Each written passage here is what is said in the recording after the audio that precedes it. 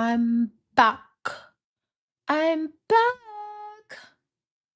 I'm back. I'm on the stream because it's calmer on the side. Yeah, it is. Mm. I was gonna try to sprint my way to Panera for a nice coffee, but I decided not to. I'm having a Celsius instead. Hello, good people. We're back. Hit the like as you're coming in. Please and thank you.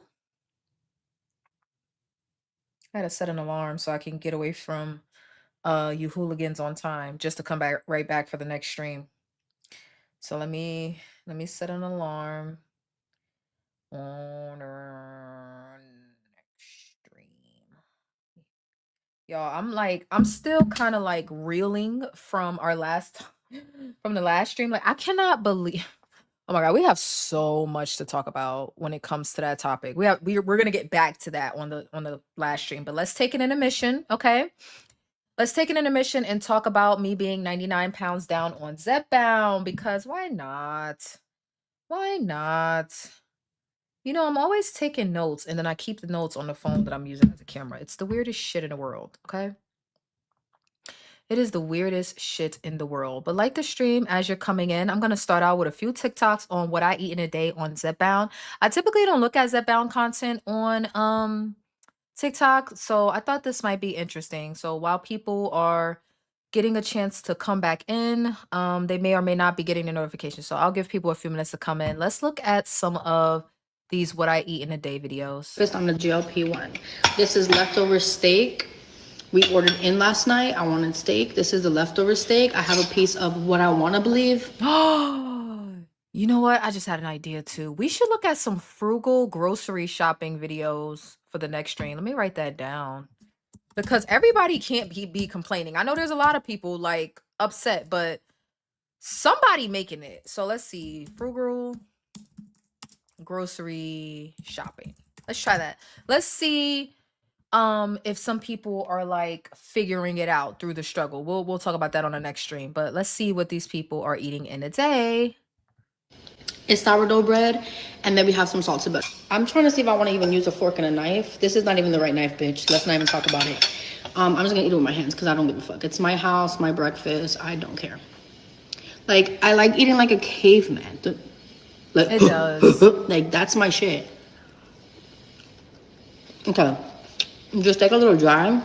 Oh, the steak's a little dry because obviously. I mean, like, I can't. I don't know how everyone else eats butter, but I need my butter to be like slightly melted. Like I don't know what the fuck she's doing with big ass chunks of butter like that. Does everybody do that? Am I the weird one? This is reheated, but still fucking good. I think I put too much butter on this fucking in there because I love pickled carrots, but they're so hard to find. So I just made my fucking own, and I think I'm gonna just snack on some pickled carrots. That's a good idea too, reindeer. These aren't even ready. They'll be ready like in 3 days. She doing more talking than eating. That shit is annoying. Here's what a full day of food looks like for me on Zepbound. So pasteurized eggs, Adel sausage, and potatoes. And I also have an applesauce for some added fiber. And then one of these for a snack later on, about 2 to 3 hours later. I also have coconut water for added electrolytes. I try to have one Fairlife a day as well.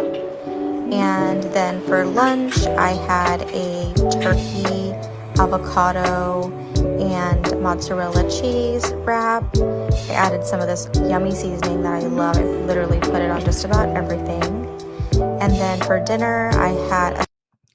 Is it me or is there a stark contrast? But man, this is a rabbit hole because now I'm wondering, like, I'm watching her what I eat in a day, and I'm like, oh my god, you can afford avocado. Not that I can't, but like, there's so many people saying that they can't. So it's like how many different demographics of people are we talking about? So the people that are on Zepbound, a lot of them get it through insurance, but a lot of them don't. So okay, let me ask it this way. Forget the Zepbound. Are the people doing what I eat in a day videos? They have to pay the same grocery prices as the rest of us. Are they just well off or are they just doing better financially? What do you guys think? Because there's a lot of what I eat in a day videos. So is there are those just like wealthy people? Are they just like well-off people? Because they don't seem to be complaining about the grocery prices, which are that's a genuine thing to care about or complain about, but I'm hmm, interesting. But let's continue. salad, and then I also had some pot roast that I had cooked down with some onions, and then for my dessert I had one of these Fiber One bars for added fiber. What I eat in a day on Zepbound. I woke up at about 9 o'clock today. I had a dentist appointment, so I didn't have time to actually eat before I left. So I grabbed my favorite protein shake. This is the Fairlife Core Power Chocolate Protein Shake. It's got 42 grams of protein in it, and I've been sipping on this all morning. Now that I'm home, I'm gonna eat my favorite Chobani Flip. This is the perfect peach cobbler one. It's so good, y'all. This has 9 grams of protein in it. So after I finish my protein shake and eat this yogurt, I will be at 51 grams of protein for the day, and it's not even noon yet. My goal is 90 grams a day. However, bare minimum, I wanna get at least 60 in every single day. It's about 4 o'clock. I'm gonna have a late lunch, early dinner. So I got some bacon mac and cheese here. This has about 17 grams or so of protein in it. I hope it doesn't have sugar in it. I will never forget that shit. So after all that this morning and then this, I'll be at like 68 grams so far for the day. Oh, and I've been drinking water since I got up this morning. All right, y'all, it is about 10 o'clock at night. I am eating my late night snack because I didn't want anything after I ate that mac and cheese. No to the late night snacks, but I would say I definitely eat more than she does. So I got some naan and some hummus.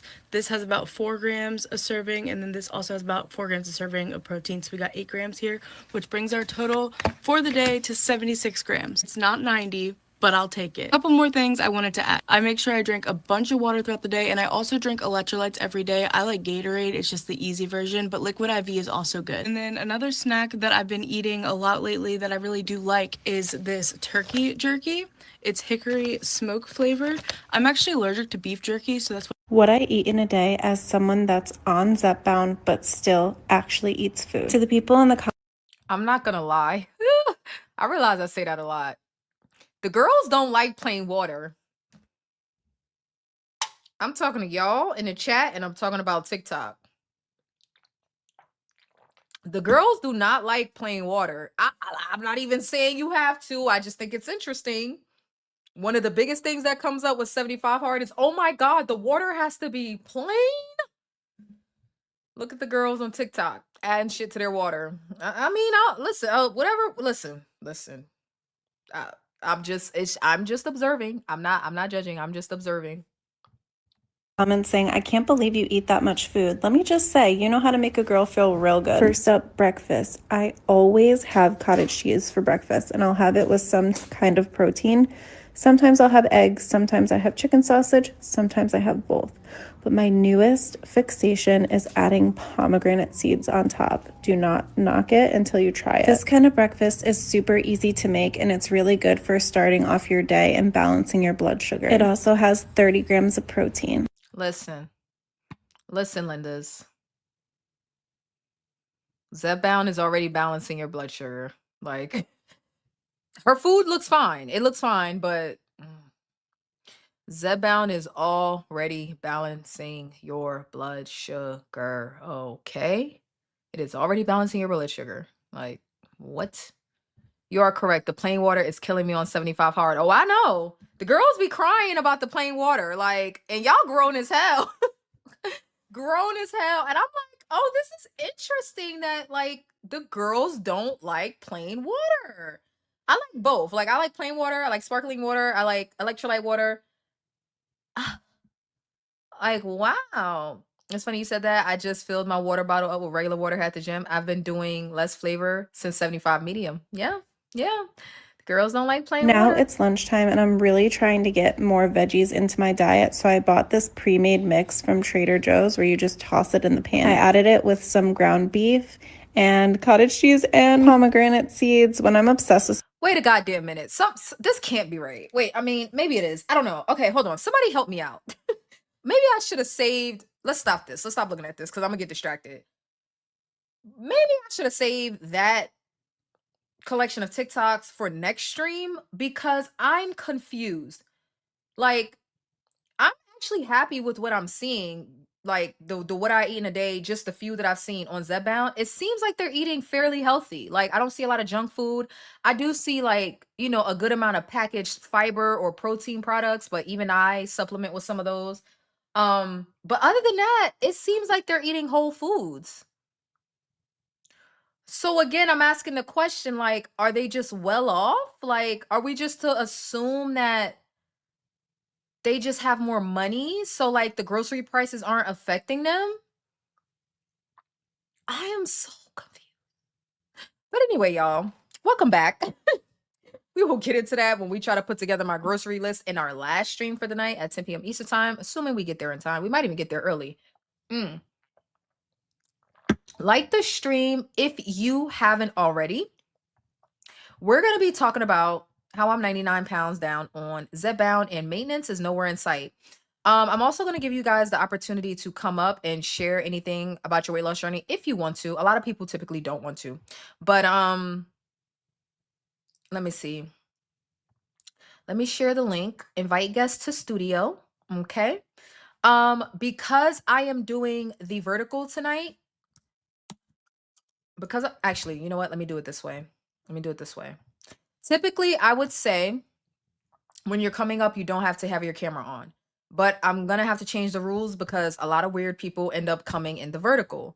So what's going to happen is if you choose to come up, if I'm not familiar with who you are, you're going to have to show me your face before I let you up onto the stream. So you can show me your face in the background. Make sure you're not trying to freaking P-bomb the stream if you don't know what that is, PRN. Like make sure you're not trying to do anything weird on the stream to get the channel struck. And then you can turn your camera back off and I will let you up.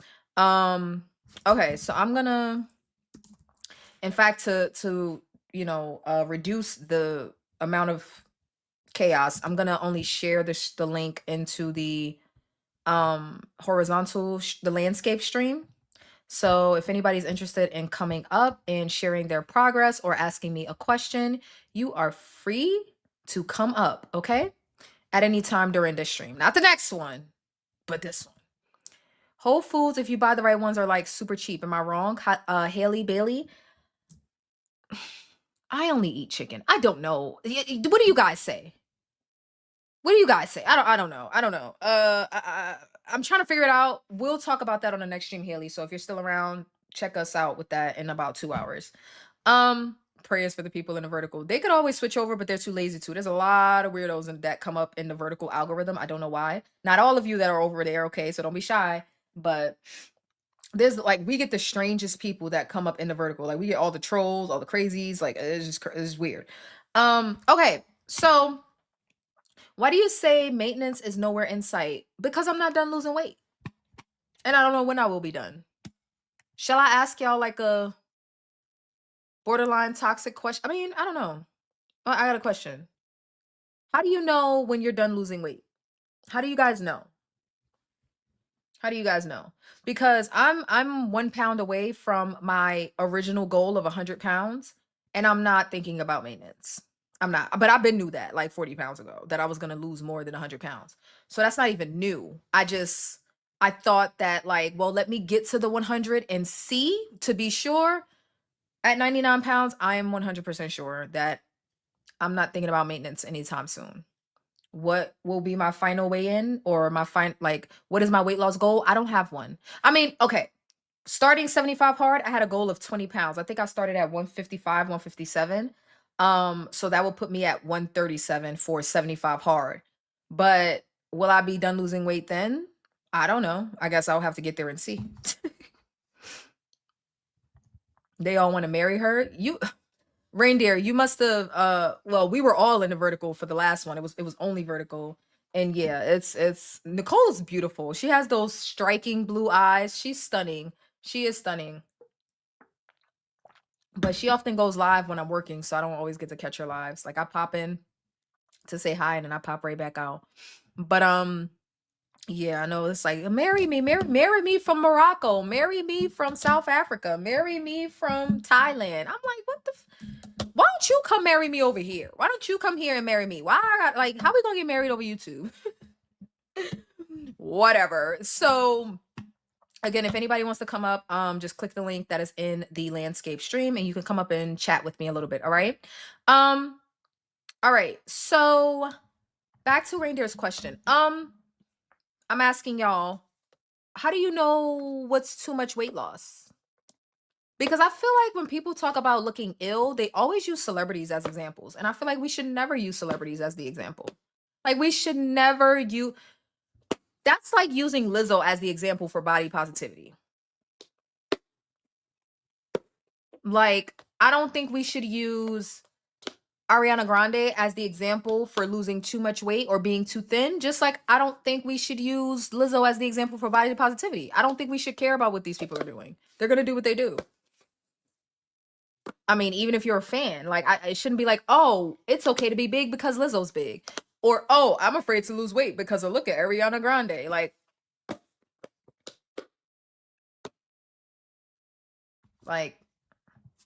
I don't think they should be the standard. So celebrities aside, how do we know what's too much weight loss? Jen, how did you know when to stop losing weight? If you're watching, Jen might be busy. Vanilla Queen says when you like how you look and feel. I don't think it's a number. Well, Vanilla Queen, I agree, except I mean there's really no except. It's just that let me show you. I like the way I look and feel now. So, y'all want to know a secret? I am very torn about where to go from here. Let me show y'all. I shared this on my community tab.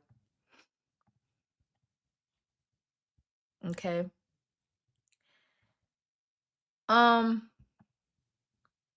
Y'all, I like the way I look now. Shawnee, let me get my big ass head off the screen, Shawnee. Hold on. Shawnee, you want to come up with your camera on or off? Let me know before I bring you up. You want to just put a thumbs up if you want to keep the camera on. Just, you can put a thumbs up. Okay, all right. All right. Hi, Shawnee. Hi, girl. What a surprise. What a nice surprise. How's your workout going? It's going good, but I'm gonna go to another area so I don't interrupt these people. Cause I got time tonight. All right, all right. So what do you want to share? I'm listening. I'm not Let's even here. This see. your channel. Hi y'all. What do I want to? What do I don't know? I've never been on here when you've done this. What do people usually share? Well, I just dropped the link for people that want to share how their journey's been going for them. I just finished asking the question. I don't even know if you heard it. How do you know when you're done losing weight? Do you know, Shani? Like, how would you know? I think actually I had just responded on I don't know if you know Downsizing Deeper, but on her she had posted something about chasing the scale versus chasing a body type. And so I think I'm actually chasing the body type right now. Mm-hmm. So, but I also said, because I know, I'm not judging people because, I get accused of that sometimes. That's probably why I'm on this page. I mean, this channel. But anyway, I know we're a little vain over here, but I think that when I get to that body type, I will be in a healthy weight. So it's not like I'm saying, oh, I don't want to lose any more weight. Mm-hmm. I know that if I keep doing what I'm doing, kind of loud. I should probably go outside. Um, but if I keep doing what I'm doing, the weight is going to match, you know, the body. I mean, it may not be like I may not be, I already can fit some sixes and smalls, but my size is an 8, and Mm-hmm. I still weigh a lot. I still weigh How much do 170. you weigh? What's your latest weigh in? Oh, she froze on us. I think it's because 170, 178. 178. Okay. Oh, And you're just a itty bitty. second. You're short like me. So yeah, you have plenty of room to go if you want to. Just a Take your second. time. It's okay. We're not going nowhere. I'm trying to get to a spot I know to work. Can you hear me? Okay. Yeah, I can hear you. Can you hear me now? Yep, I'm we gonna can go hear you. outside by the pool. I got a fancy gym. I'm looking for one, and I live in such a rural area. I can't find one. The screen froze, but we could still hear you. Like the picture froze, but we could still hear you. You see me and hear me? We can hear you, but we can't see you. Oh, okay. Let me see something. Hold on. Okay, there we go. Okay. You're so So, beautiful. But go ahead. okay, where was I at? You know, I'm old. You were talking about how you're a size 8 and you still weigh a lot. Yeah. So, because most times when I say how much I weigh, people don't think I weigh that amount. But I think because I carry weight, like I still have like a apron belly, Mm-hmm. and then, when you lose this amount of weight, I think I've lost 112 pounds Mm-hmm. total. I mean, you're going to have some loose skin. So some of that is probably that. If I was able to get some work done, I probably wouldn't, weigh that amount. But I'm just saying that I don't think that I'm probably gonna, because I keep saying I'm coming after Jen, after that body. But you all know I'll be playing. I don't have to be, that size. But I don't know if I will ever get to 140, and I'm okay with that. You But I sound like still you sound like there's some doubt. What are you doubting? Why can't you get to 140?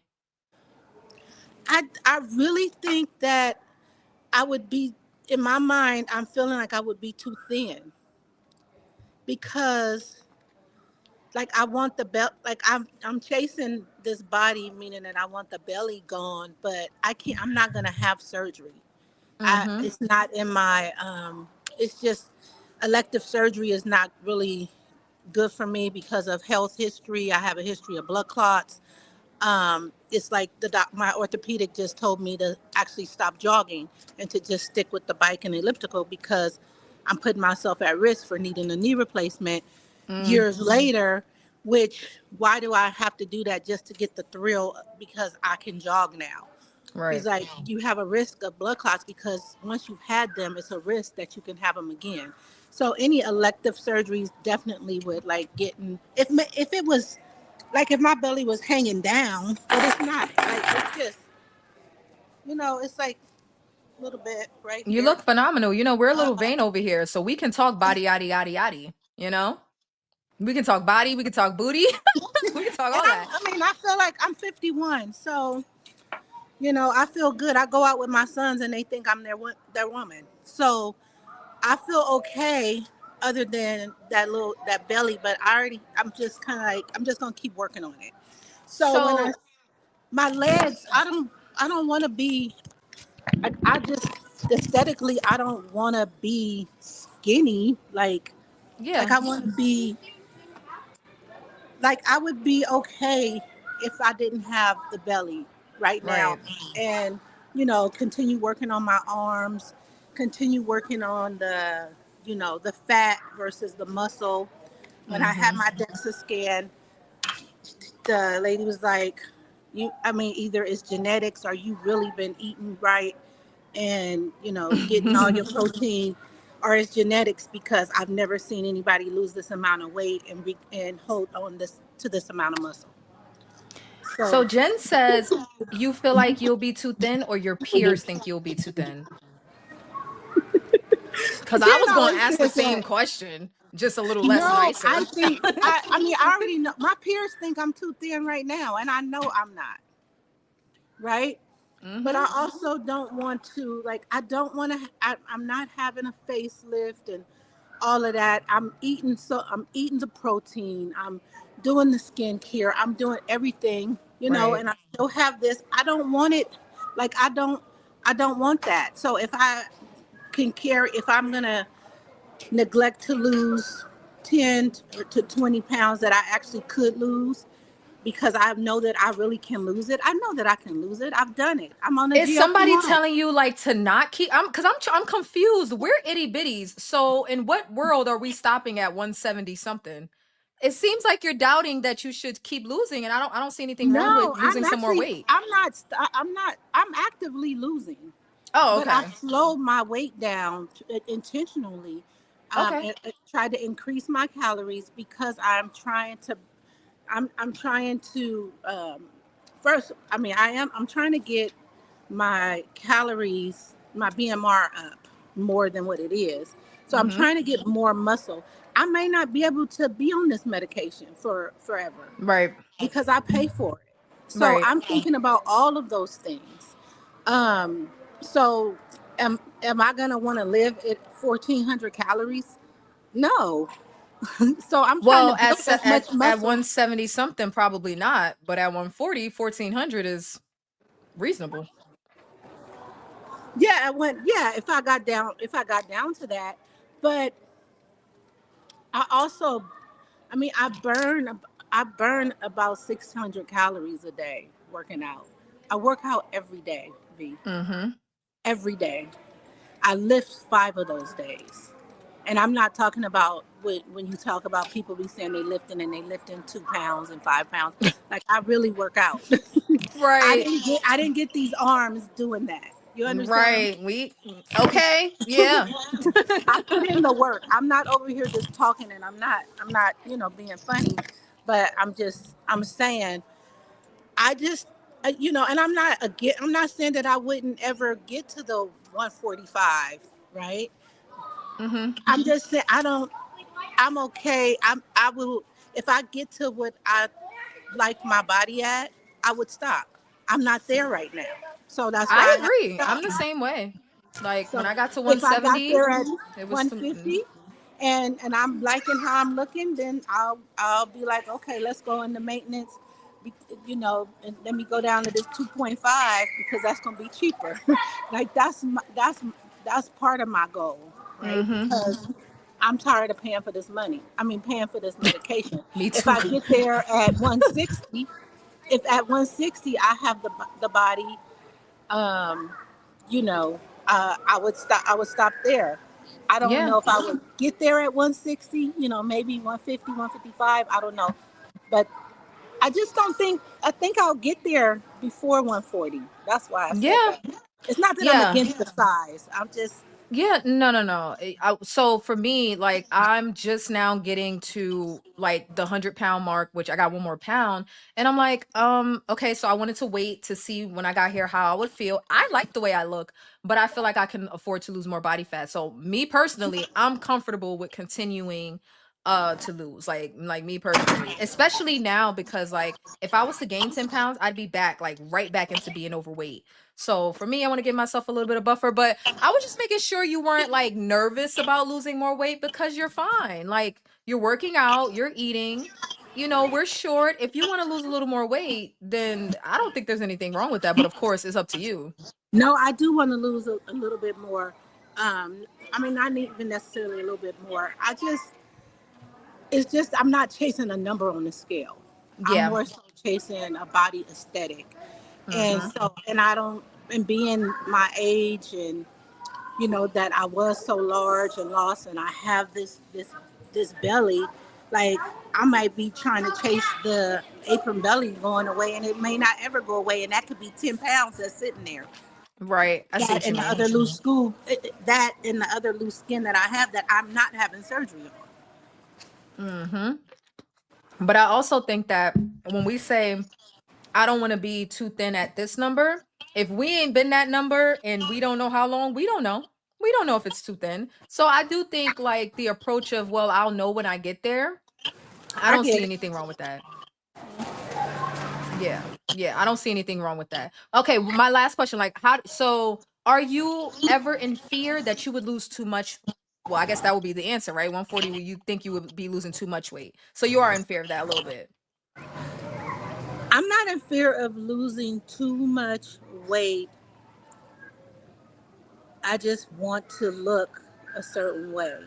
Mhm. And if I'm chasing a number on the scale just to see that number, I still need to look the way I want to look and the way I want to feel. Seriously. I want to feel like I don't know if how I'm gonna feel at that size. You say something all the time, and I take this to heart. You said, "Well, you can always gain some back if you need to," Mhm. and so I'm even okay with that. because right now I'm really trying to get the fat. I'm trying to, get my fat percentage down. So I know, and that's why I started lifting even more. I added 2 extra days because I was lifting 3, because I really want to, keep the muscle while I'm getting rid of the fat. Um, Right. so yeah, but that's Yeah. it. Well, you look amazing, girl. Thank you for coming up. You know you still got to get that workout done, right? Oh yeah, but I just spent all my money today on my 17-year-old for driving lessons, $440. Oh. He's about to take his test. So I can't be out shopping, spending money. So I've been at the gym. I'm here. I Mm-hmm. have a spa. So I'm here at the spa. So I'm here all day. I'm gonna get in the pool. I'm here. So that's why I said I got time. But I am gonna go finish my leg workout and keep listening. All right, girl. Thank you for coming up. You look beautiful. Thank you so much. I love Shawnee. She's adorable. She is adorable. She's so beautiful. Okay, if anybody else wants to come up, the link is pinned in the uh landscape stream. Um okay. So I was yeah, so Shawty said, I'm not chasing no number on the scale. I get it. I understand. My initial chase was 100 pounds. And now that I'm there, like I'm basically there, I'm like, I don't really have a number. We'll see. I get it. I just wanted to make sure it's not other people's opinion that's giving her pause, because a lot of y'all be scared of what other people talking about, yeah? Mm. Hey Linda. So let me go back through some of y'all's comments. Um Reindeer said, I'm going by the numbers, BMI. I know it's outdated, blah, blah, blah, but I'm diabetic. I need to keep my numbers in check. Okay. Jen said, I chased the scale. Oh, and I had asked, how did Jen know when to stop losing weight? And she said, I honestly stopped when Zep stopped. Okay. Reindeer said, Shawnee, you look amazing. Congrats on your weight loss journey. Um, okay. Wow, 600 is a lot. How do you manage to burn so much just by lifting? Do you do cardio as well? If Shawnee's in the chat, she can answer that for you. Linda's saying, hey to everybody. Hey, Kim K. And Reindeer says, I still have high body fat, so I still have a lot of weight to lose, muscle to gain. Okay. So here, okay, this is what I was saying originally. Now, y'all, let me tell y'all something. I don't get into the I don't want to be too thin conversation. Like, the reason I don't is because, I mean, I'm just not in fear of looking too thin. I don't know where that fear comes from in general. Like lots of people say that. I don't have that fear because I'm into muscle. So I don't think there's ever a point where I reach a point where I look quote unquote too thin to myself. But let me tell y'all something. Since about 155, which was about almost 10 pounds ago, I've been questioning like I know I still want to keep losing weight because I'm like, Shawnee, I want to get my midsection as flat as possible. Yes, I have loose skin. Yes, I will have loose skin, but I want to lose as much body fat around the midsection as possible, okay? While still putting on muscle. But around 155, I'm like, I like the way I look, right? I know I still want to lose more weight, but I'm gonna miss being filled out in certain areas. Like I'm gonna miss having, fuller hips. Now it appears, I don't know, I've never seen my body at 130, 120 or whatever. So I'm kind of learning this along the way. I'm learning what my body looks like under all that fat now. And it appears that I naturally have wider hips. So I don't think I'm gonna lose my shape. I really don't. I don't think I'm gonna lose my shape, especially if I keep putting on muscle. But I like the way I look. I like the way I look. I just, what I don't like? My thigh gap is trying to do its big one, and my thighs are still in the way. I don't like having to lift my thighs when I'm doing certain workouts. I still like can pick up my belly when I'm sitting down. Like I can still take 2 handfuls of belly. I'm not saying these are bad things. I'm just saying that as long as I have excess body fat where I don't want it, I'm going to keep losing weight. Period. Like, I'm chasing an aesthetic too. What is that aesthetic? I don't know. I'll know it when I get there. And if I lose too much weight, I can gain it back. Shawnee's reminding me of my own sayings. Like, if I lose too much weight, I can gain it back. It'll be all right. It'll be all right, y'all. But I feel pretty damn good. Like, I took this picture without sucking it in. I did not. I am officially at the point where I don't have to suck it in. Like, I don't have to tighten my abdomen and take a picture. Another goal that I had was to be in a position where I could wear a sports bra without a shirt. I've been started doing that like 30 pounds ago. So I guess that was like a really arbitrary, like superficial goal. I know, but I didn't expect to be confident enough to walk around in a bra, a sports bra with no shirt while I still had, rolls and body fat and stuff like that. So I've been started doing that. So it only looks better and better, down the line. But I mean, I feel pretty good at 143 pounds. I'm half a pound, not even a full pound. As of this morning, I'm half a pound away from 142, which is 100 pounds down. And yeah, like I don't know. I feel good. I feel good. Now, if for some reason I lose more weight and I'm like, I like the way that I looked better, then I can put the weight back on, but I won't put it on as body fat. I will put it on as muscle. Make sense? Like if I'm at 143 right now, if I get down to 135 and I'm like, damn it, I overshot it. I want to go back up. I like 143, 145 better. I could put the weight back on. Like people be like, unless I end up ill, God forbid, there's no reason I'm going to end up at 99 pounds. Okay. So a healthy weight range for my height is as low as 115, 116. I'll be okay. The only reason I don't want to be 115, 116 is because I like muscle. I want muscle. I don't know how much muscle I can have at that weight. Again, I'm not worried about being too thin, but we'll see. I don't know. I don't have a goal. 100 pounds was the goal. I have no goal beyond that other than to be a baddie, like just to look amazing. Like I want my proportions to remain proportional. Like I want my waist to remain smaller. I'm demonstrating, but y'all can't see me. I want my waist to remain smaller than the width of my shoulders and my hips. And I think I naturally have wider hips. That's what it seems like, but I still have a lot of body fat. So I don't know. We'll see what it looks like when I lose some more weight. Kim says originally I couldn't imagine getting to the weight I am now. So I set my goal at a weight I was at years ago and it felt good. It's like I still didn't fully believe what Zep was doing. Yeah, we know, Kim. Remember our whole I told you so session? I heart you, Kim. For those that don't know what we're talking about, Kim is a tall girly, 5'7", 5'8", 5'6", 5'7". She's a tall girl. Wait, I could be wrong. Remind me, Kim. But anyway, her original goal had her still in like, I think, lower end of obesity, overweight. And I was like, why? That goal is like, why is your goal so high? I don't want to be too thin. I don't want to be too thin. This is the last time I remember being this weight with yada, yada, yada. Okay, all the girls say that. Everybody says it except me and Jen. I'm throwing everybody else under the bus. Everybody else says it. And I'm just like, why? Like, what do you mean? You're probably gonna lower that goal. Just give it time. You're probably gonna lower it. And then she lowered it. So, it happens. Haley says, I still have 10 pounds left to lose, but right now I'm on a 3-month break from any dieting. I feel like I've been restricting food too much and needed to get back to eating normal, if that makes sense. Yeah, sure.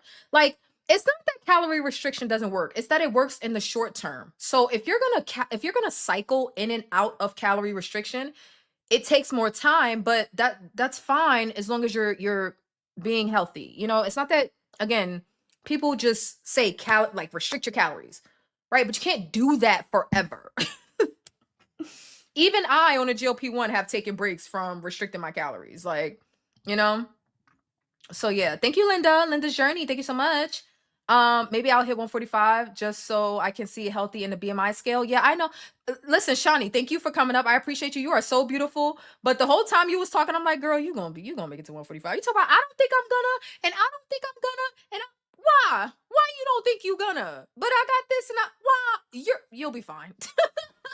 You'll make it there if you want to. I'm gonna tell you what I told Kim. Okay, I hear you, but you talk about being too thin. Okay, I hear you, but Guess what Kim is saying now? I just want to see healthy on the BMI. We all want to. We're vain. Like, what do you mean? Like, we're chasing aesthetics. We're chasing numbers. We're chasing BMI. We're chasing blood panels. We're chasing everything. We're chasing it all. Okay. We're chasing everything. Like, I don't know why the girls be, you know what I think it is? Hot take. I'm not trying to be messy. I promise. I'm just going to speak candidly as I always do. And I'm not talking about any particular content creator. Like, I don't have anybody in mind. This is just a general sentiment. Y'all be in other spaces and afraid to say how y'all really feel. Then y'all come over here and be kind of like sort of kind of saying what you want to say. And I'm just like, what are you talking about? Like, why are you saying that? Where did you get that from? Y'all be afraid to share your real feelings in other spaces. I'm just saying. Am I lying? If I'm wrong, y'all let me know in the chat and I'll shut up. I'll take it back. Kim says 5'8", original goal was 180. I'm gonna fall out of this goddamn Kim, Kim is another one that's so beautiful. Oh my god, all of you are so beautiful. But like the ones that I get to see on camera, you know, because they have channels and stuff. Like, oh my god, y'all are so stunning. Kim talk about my goal is 180. I just don't want to be too small. Now she's 16 pounds past that. I kind of figured that was gonna happen. Good for you, girl. Good for you, Kim. Proud of you, girl. Get it, Shawnee. That's exactly what I decided to do. I want to see it. Yeah.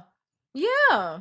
I don't worry about being too thin. I lost over 112 pounds and kept my curves. I'm 5'4". Jen ain't scared. Right. Like, and I don't be in other spaces for real, for real. Like, I tap in and tap right back out. So I don't really engage too much. So it ain't me.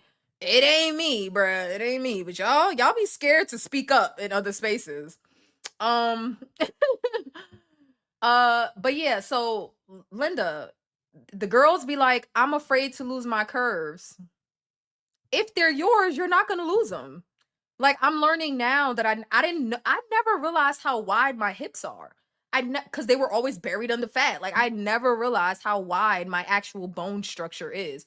So I'm not gonna lose no curves, but I do like the way I look now. I do like it. But we could just go just a bit further. We could go just a bit further. The other spaces are too judgy. Okay, well, I mean, I'm not telling nobody how to run their channel. I'm just saying, y'all be saying stuff to me that, like, I guess goes over people's heads in other spaces or like gets praised or something. I just be like, what are you afraid of? Like, if you want to keep losing weight, keep losing weight. You're not in danger of being underweight. You're not in danger. You're going to be okay. Like, there is not an epidemic of underweight people.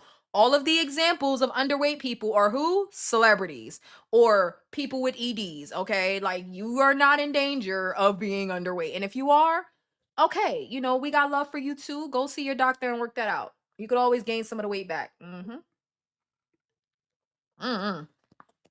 Now, I do understand Shani was talking about her fear of what the aftermath of losing weight is, right? Your face starts to sag, your skin starts to sag, and some of us don't have any plans to get anything done about that. So it's like, it's a little bit of a, you know what I mean? Like, it's a little bit of a battle. Like, do I want to keep losing and certain aesthetics start to droop and sag and flap? That's an individualistic thing. And everybody has to, you know, deal with that in their own way. So I understand that, but you know you want to keep losing. So we got your back, girl. I think that's true, V. I say exactly the weight I want and don't care who likes it or not. Yeah. I share mine, but it's not received. Okay, look. Hey, I mean, I don't know. I don't know why the space is so like uppity or hasidity about weight goals or scary. Maybe it's scary. Maybe people aren't being uppity. Maybe they're being scared, like afraid. I don't know. Or judgy. I don't know. I'm chasing the favorite clothes in my closet. I was gonna say that, Sydney, but I left it out. I was gonna say we're chasing clothes, like that's what we're doing. Oh, it's definitely not received well. Okay. That's so vain. I like it. Nothing like the gold clothing. Maybe it's like a community thing, but around me, people never cared much about having curves. It was always be skinny. If you manage to have curves while being skinny, that's an up.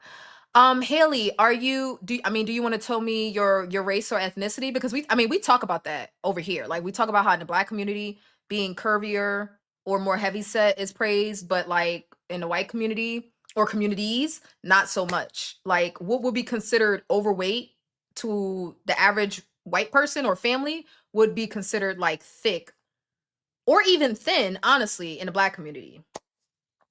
And then like outside of that, I don't know what people be doing. I don't know, like Asian, Middle Eastern, Hispanic, like I don't know. I don't know. Y'all would have to tell me, but I'm just saying don't be afraid to talk about it. So y'all just got to let me know what demographic you're from and then let me know how your people do it, okay? That's true, reindeer, about the judgy channels. Linda's journey is gorgeous. She is a hottie. I have not seen Linda's journey. Does she have a channel? Now I gotta scroll back. Linda's journey. Does she have a chat? Let me go to the I gotta go to the chat to see if I can click on it. Hold on. I'm sorry. Let's see. I have to go not here. Hold on. Sorry, let me stop sharing my screen. I want to see. I'm nosy. I want to see. All the girls are beautiful. Hold on. Sorry, let me stop sharing my I want to see. All the girls I'm segueing the whole stream to go be nosy. I'm segueing the whole stream. Oh well. I guess I could have just searched it. I don't know why I did it the long way. Oh, Linda's journey is skinty. Are you on the GLP-1 too? I guess I should share, right? Instead of keeping it all to myself. How do I what am I doing? What am I trying to do? What am I trying to do? God. I'm stupid. I'm having like a really slow moment right now. Hold on. Hold on. Let me go to her channel. There we go. Linda's journey is skinty. Welcome to Linda's journey. I'm just popping in to do a small little find that I found at Ollie's a few days Okay, hold ago. on. Wait a minute. Smarter. What's with the girls looking like borderline like we're going to our high school reunion? What's with the girls like I'm so cute, look at my legs and I'm skinty? like the girls are popping out like I'm cute and like okay, and like I've been this cute. Is it just me? Do you guys see it too? I didn't grow up in a certain racial community, but I'm in university and the crowd there is pretty young and the look is skinny. Oh, okay. Honestly think that not everyone is losing easily. We hit stalls, etc., and want to feel good about where we are in the journey. So it's kind of an echo chamber. She makes nice drinks. Ooh, okay. Miss Linda is our YouTube mama. She is indeed a hottie. Oh my god, did I just embarrass her? Like I've been embarrassing y'all. I should have put it on. I should have like asked her permission first, but I think it's okay. I think it's fine. I think it's fine. To Linda's journey. I think it's fine. She is skinty and beautiful. As I promised, it is finished. These are some of her beautiful plants right here. 70. We have all kinds of plants in the sunroom. Y'all are gonna stop lying to me about y'all ages. Like I don't understand why y'all feel like y'all can't just tell me the truth. You mean hold on. I wanna get a video where I can like see her so the camera's not moving so much. 70. Where? July the 7th. And I'm coming back like I promised with another jar of close your mouth, V. And coconut water from Sam's Club. Close your mouth, V. I'm sitting here like version of flavoring the close your mouth. Pineapple like Twan. And sorry, Journey. After watching something on the YouTube. Oh my god, she's so beautiful. La la la. She's so beautiful. I didn't know she had a channel, but thank you for letting me know so I could go see. I love looking at you guys. You guys are so beautiful. Oh my gosh. We're just waiting for Jen and Journey of Life and Reindeer to all create channels. That's all we're waiting on. Nicole already did her part. Nicole took the plunge. Now the rest of the girls, the rest of the Vein Gang just gotta come on, hurry up. Oh my God, y'all making us wait for nothing. Like, hurry up, please. Reindeer, Journey, Jen, like, come on. What are you waiting for? Let's do this already. Sydney, let's go. Okay, so shout out to Linda Journey. She is stunning. She is beautiful. I don't believe that she's 70. I feel like you're all lying to me. Okay, whatever. That's my stance. I'm not changing it. So I feel pretty good at 143 pounds, which honestly, I got a little emotional recently thinking about being in the 130s. This is the first time I'm feeling this way because I know I want to keep losing weight.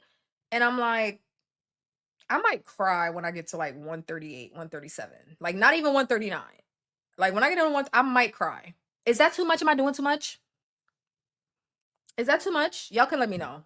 And I'll be a thug about it. I will be a thug about it. If it's too much for me to cry when I get to 130 something, I will be a thug and I won't cry. I will be a gangster. But like, I might cry. I might cry. Mm-hmm.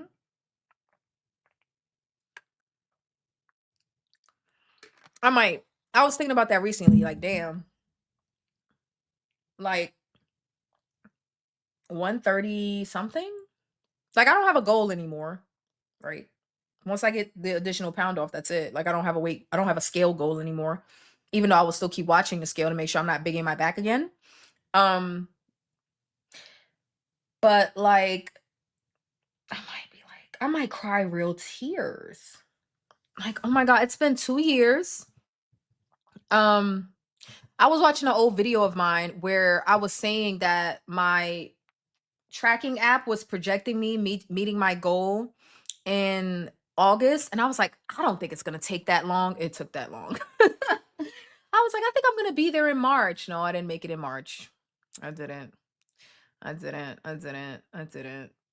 You are very close to 139. I know, but like, I could still wake up and be 140. So I gotta wait till like, before I actually cry, I gotta wait till like 138, 137 or something like that. It kind of feels surreal, honestly. For once I can actually feel my body is lighter when I stand up, get out of bed. It's nice. I like being picked up. Spin me around. I like doing little people shit. I really do. I'm not ashamed of it. I like doing little people shit. Like, when I was in a pool in Miami, it was so nice to just be able to like float around like a feather. Like, it was nice. It was nice. It really was. I like doing little people shit. But I do still, y'all know what flutter kicks are when you lay on your back and you have to lift your legs up and my legs are still heavy. I still got a lot of thigh fat. And it's not like an aesthetically unpleasing thing. It's not that. It's like physically, like, my legs are still heavy. And like I said, I don't want my stomach sitting on my lap. I mean, there's finally a gap between the bottom part of my belly and the top of my thighs, but I can still grab on to 2 whole handfuls of belly all the way around. My back is the skintiest it has ever been. My back used to be my biggest insecurity. Believe it or not, Journey, let me say this while you're here. Let me say it while you're here. So with weight loss, my cellulite has improved, like the appearance of it has improved. My stretch marks have become more visible, but that is like the least of my concerns. Y'all know my biggest issue has been my hip dips, but it's not just the bone structure. It is like the lack of muscle in my glutes. Like, my butt has been like my biggest insecurity. I'm actually starting to like dig it. Like, I have finally accepted that the shape of my hips are not going to change. The fact that I have hip dips are not going to change. I could get a little bit of filler. But I'm not willing to do that if I don't have the muscle to support the rest of my glutes. I don't. Like, my butt cheeks still virtually hit the back of my knees. They do. I have at least 2 years of work to do on my glutes. I just do. They were neglected for so long that I have so much work to do. And I have just accepted that no matter how much work I do, I am going to have hip dips. So I've started to appreciate them. So I kind of like it. I kind of like it. Like you can see it even in this picture. You can see the very, not this one, god damn it. You can see whenever I find the picture again, the very top where my hips literally dip in. And it honestly doesn't bother me as much anymore. I'll tell you what I did to kind of like get over that a little bit, and I think it's something that people don't think about. Um, so let me show y'all. Let me show y'all. Okay. You can see my hip dips. Maybe I should zoom in, get my big ass head off the screen. Hold on. Hold on. Okay. You can also see my dark inner thighs, but oh well, can't do nothing about that. Here, I don't know if you guys can see my mouse, but you can see where my hips dip in. That will never be filled in because there's no I had to do a little bit of anatomy searching. It's just empty space. There's nothing there to enlarge. The most you could do is body fat, but I lost the body fat. Okay. So the next best thing is for me to build the muscle around it to like try to improve to give like the illusion of rounder hips. In addition to that, I could add some filler. I'll cross that bridge when I get to it. I don't know if I want to do that.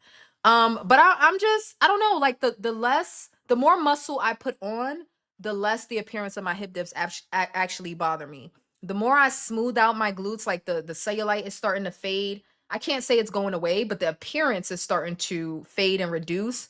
I am seeing some muscle come in, and the smaller my waist gets, the less I feel problematic about hip dips. Like, I don't know. Like, everything else is going so well. It's like, am I really going to be upset about some hip dips? Vanity, your glutes hit the back of your thighs. Funny, they do. The bottom of my butt cheeks, I still have no muscle. I have a lot of volume in my butt, even though I lost nearly like 100 pounds. I still have, I guess it's natural. We'll see with an additional 10 pounds of weight loss. We'll see what happens. But I have a lot of volume in my butt, but I don't have the muscle. So yeah, the bottom of my butt cheeks still fall out of my like my shorts. When I wear like boxer shorts. Not boxer shorts. What do you call them? What do you call the lady shorts? The underwear shorts. Boy shorts? I think that's what they're called for women, boy shorts. Yeah, my butt cheeks still fall out of them because they have I need muscle to hold them up. I need muscle to hold them up. um what's wrong with hip dips? They look fine to me. Nothing is wrong with hip dips. But let me tell you what mistake I made, right? And I didn't even realize this was a mistake until recently. I think it's okay to look at somebody else's body and get inspiration, right? But you know what dawned on me recently with social media? I don't think we know what natural bodies look like anymore. But I'm definitely going to speak for myself. I have been inundated since I was like in my early 20s with online images of women with perfectly round butts, like perfectly round, no hip dips. I didn't even know what a hip dip was until like very recently. Like perfectly rounded hips and butts that sit up high. Um, a lot of that had to do with the BBL culture, I'm not gonna lie. And then a lot of it, I didn't know this until recently, is women that do fitness content but had work done and they don't admit that they had work done. So again, they have these perfectly rounded butts that really so you start to think that's what is natural, and it's like it's not. So what I had to do was I had to start looking up like what women naturally look like. I had to look. I had to see because you don't see it on social media. And it's like, oh, like my body's not the problem. I look great. Like my butt is not the problem. Like most, like I have an average woman's butt. Like I'm like that's what a female's bottom looks like. You know what I mean? I mean, you can't see it from this picture. You can only see my hips, but that's what a female's hips look like. And so when you see a lot of women with the perfect Coke bottle, because you see how my shape kind of goes like that, and then it dips in at the hips. I always felt like that was supposed to be perfectly rounded, but it's registering to me that like naturally not a lot of women have that area perfectly rounded. I do still think it's a nice aesthetic when it is rounded. But I'm also starting to appreciate just the way my body is naturally, because I mean, I've worked so hard to put on muscle that, the hip dip thing really ain't it really it don't bother me. It don't bother me no more. It don't bother me. Or I should say, I'm at a place where I'm kind of like, it doesn't bother me as much as it used to, like barely at all. I like the hip dips, looks good to me. Now the thing about that is,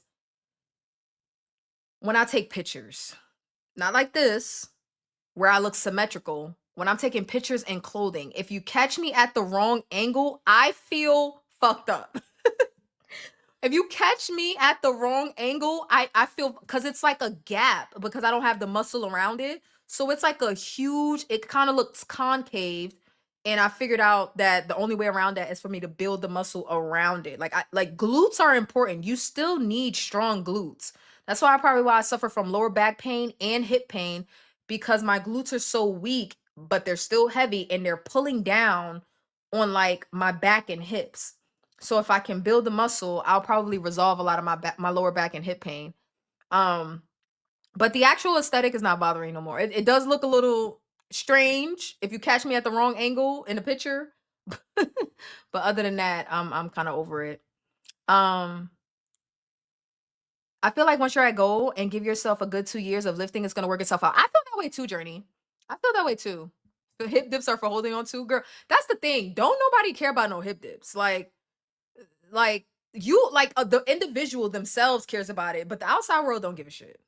The outside world don't give a shit. Like the BBL generation, yeah. I'm glad. I missed the BBL culture. I just escaped it. Because I wanted a BBL, but I wasn't willing to be a fat girl under the knife. Is that offensive? Thank you for the jewels, right? Thank you, girl. Some of the BBLs are just atrocious. Anyone seen the singer Summer Walker? Her BBLs was just wrong on her little frame. Yeah, man. I'll never understand why so many women decided that the Jessica Rabbit figure was something to attain. I will admit, like as I was coming into my teenage years, like from 2010 onward, so roughly 15, 16 years. Um, I thought that I thought that BBL aesthetic was like ideal. And even if it's not the BBL, some women have like smaller BBLs, like proportional BBLs, and it really looks like they just worked out in the gym. Like their work looks really effing good. Like they got the lipo and they got the BBL, but they didn't do the outrageous 2010, 2015 BBL. They started doing more like, filling out the hips and getting rounded butts. And it looks good. It looks like they be hitting the gym, especially if they throw on some Lululemon. But I just had to, like, I don't know, that shit, a lot of it isn't natural. Like if you were naturally rounded that way, then beautiful. But I'm not, to be honest, you know what I feel about my hip disc? I feel like it separates me from the BBL girls, or from the girls that got, and I'm not anti-work. Listen, I'm here for the work. But when I put the work into my butt, nobody's gonna have to question whether or not it's natural, because my hips will prove it. You know what I mean? What is BBL for? Brazilian butt lift? You don't know what a BBL is, John John? Are we about to expose John John to BBLs? John John, are you like married or something? Am I gonna get in trouble for exposing you to BBLs? I hope not. Don't do anything weird, John John. If you're married or seeing someone, don't start like going down a BBL rabbit hole after I expose you to BBLs, okay? Because I don't want to get in trouble. I don't want to get your relationship in trouble. But let me show you. Let me show you. Or maybe you know what it is, but you just didn't know what it stood for. Like maybe you know what the aesthetic is. Yeah, Summer Walker came up first. Like I'm not trying to do this to her. Summer Walker didn't do nothing to me. But since Sydney mentioned it, Look at you, so cute. She's and then her friend lying to her. If your friends lie to you like this, they're not your friends. They want you outside looking messed up. They want you outside looking messed up. I would not do y'all like this. I would not do y'all like this. Now, I would have to find a different way to tell the truth, but I wouldn't do this like, oh my God, you look so cute. No, she doesn't. No, she doesn't. No, she doesn't. No, she doesn't. Daddy. Say it's now or never, and we can't wait no longer. I mean, and I like Cardi. Like, I think Cardi's beautiful. She's beautiful post work. But I mean, I don't know. You see what I mean? This is exactly what I'm talking about. These girls right here. I don't think her BBL looks outrageous. I really don't. I think hers actually looks nice. But if I saw her in the gym, not that you shouldn't work out if you have a BBL, but if I saw her in the gym deadlifting, I would think her butt came from deadlifting. I would have thought her butt came from deadlifting. Like the girl, hers looks good. Like I don't well, okay, I don't know what happened there, but I think that looks good. I think that looks good. It's a little perky. It's a little, but again, the perfectly rounded shape, I didn't know that shit wasn't natural, cuz you got to remember, like, I don't know what my body looks like because I've been obese my entire adulthood. So, like, I don't know what I'm supposed to look like, you know what I mean? So, yeah, I fell for it. I fell for it. Okay, so it's now been 10 days since. I fell for it. I ain't gonna lie. And they give you things like. There's a phenomenon in the gay. All right, BBL or not, Hannah Pearson. A lot of people have been asking for me to do Hannah, so here you go. We've got Instagram here. Scroll down, it's all about glutes with Hannah. All of her posts, everything does well. It's all about her glutes. She obviously has world-class glutes and they look absolutely incredible. And it's easy to doubt that they are natural by looking at them side on and just thinking, how is it even possible? She has a small waist and large glutes. I don't know about anything else, but when it comes to her hips and her glutes and her waistline, 100% natural. And this is the reason why. I don't believe you. Okay, this is my personal opinion on oh my god. This is my personal opinion on BBLs since the trend of BBLs is dying. Thank fucking God. Like, honestly, I've been waiting for this shit to die for a long time. But my opinion is if you're skinny, you shouldn't be getting a BBL. And this is coming from, I'm a slim girl myself. I'm a skinny queen myself. If you're a skinny girl, don't get a BBL. Danger here. Dude, I want to talk a little bit about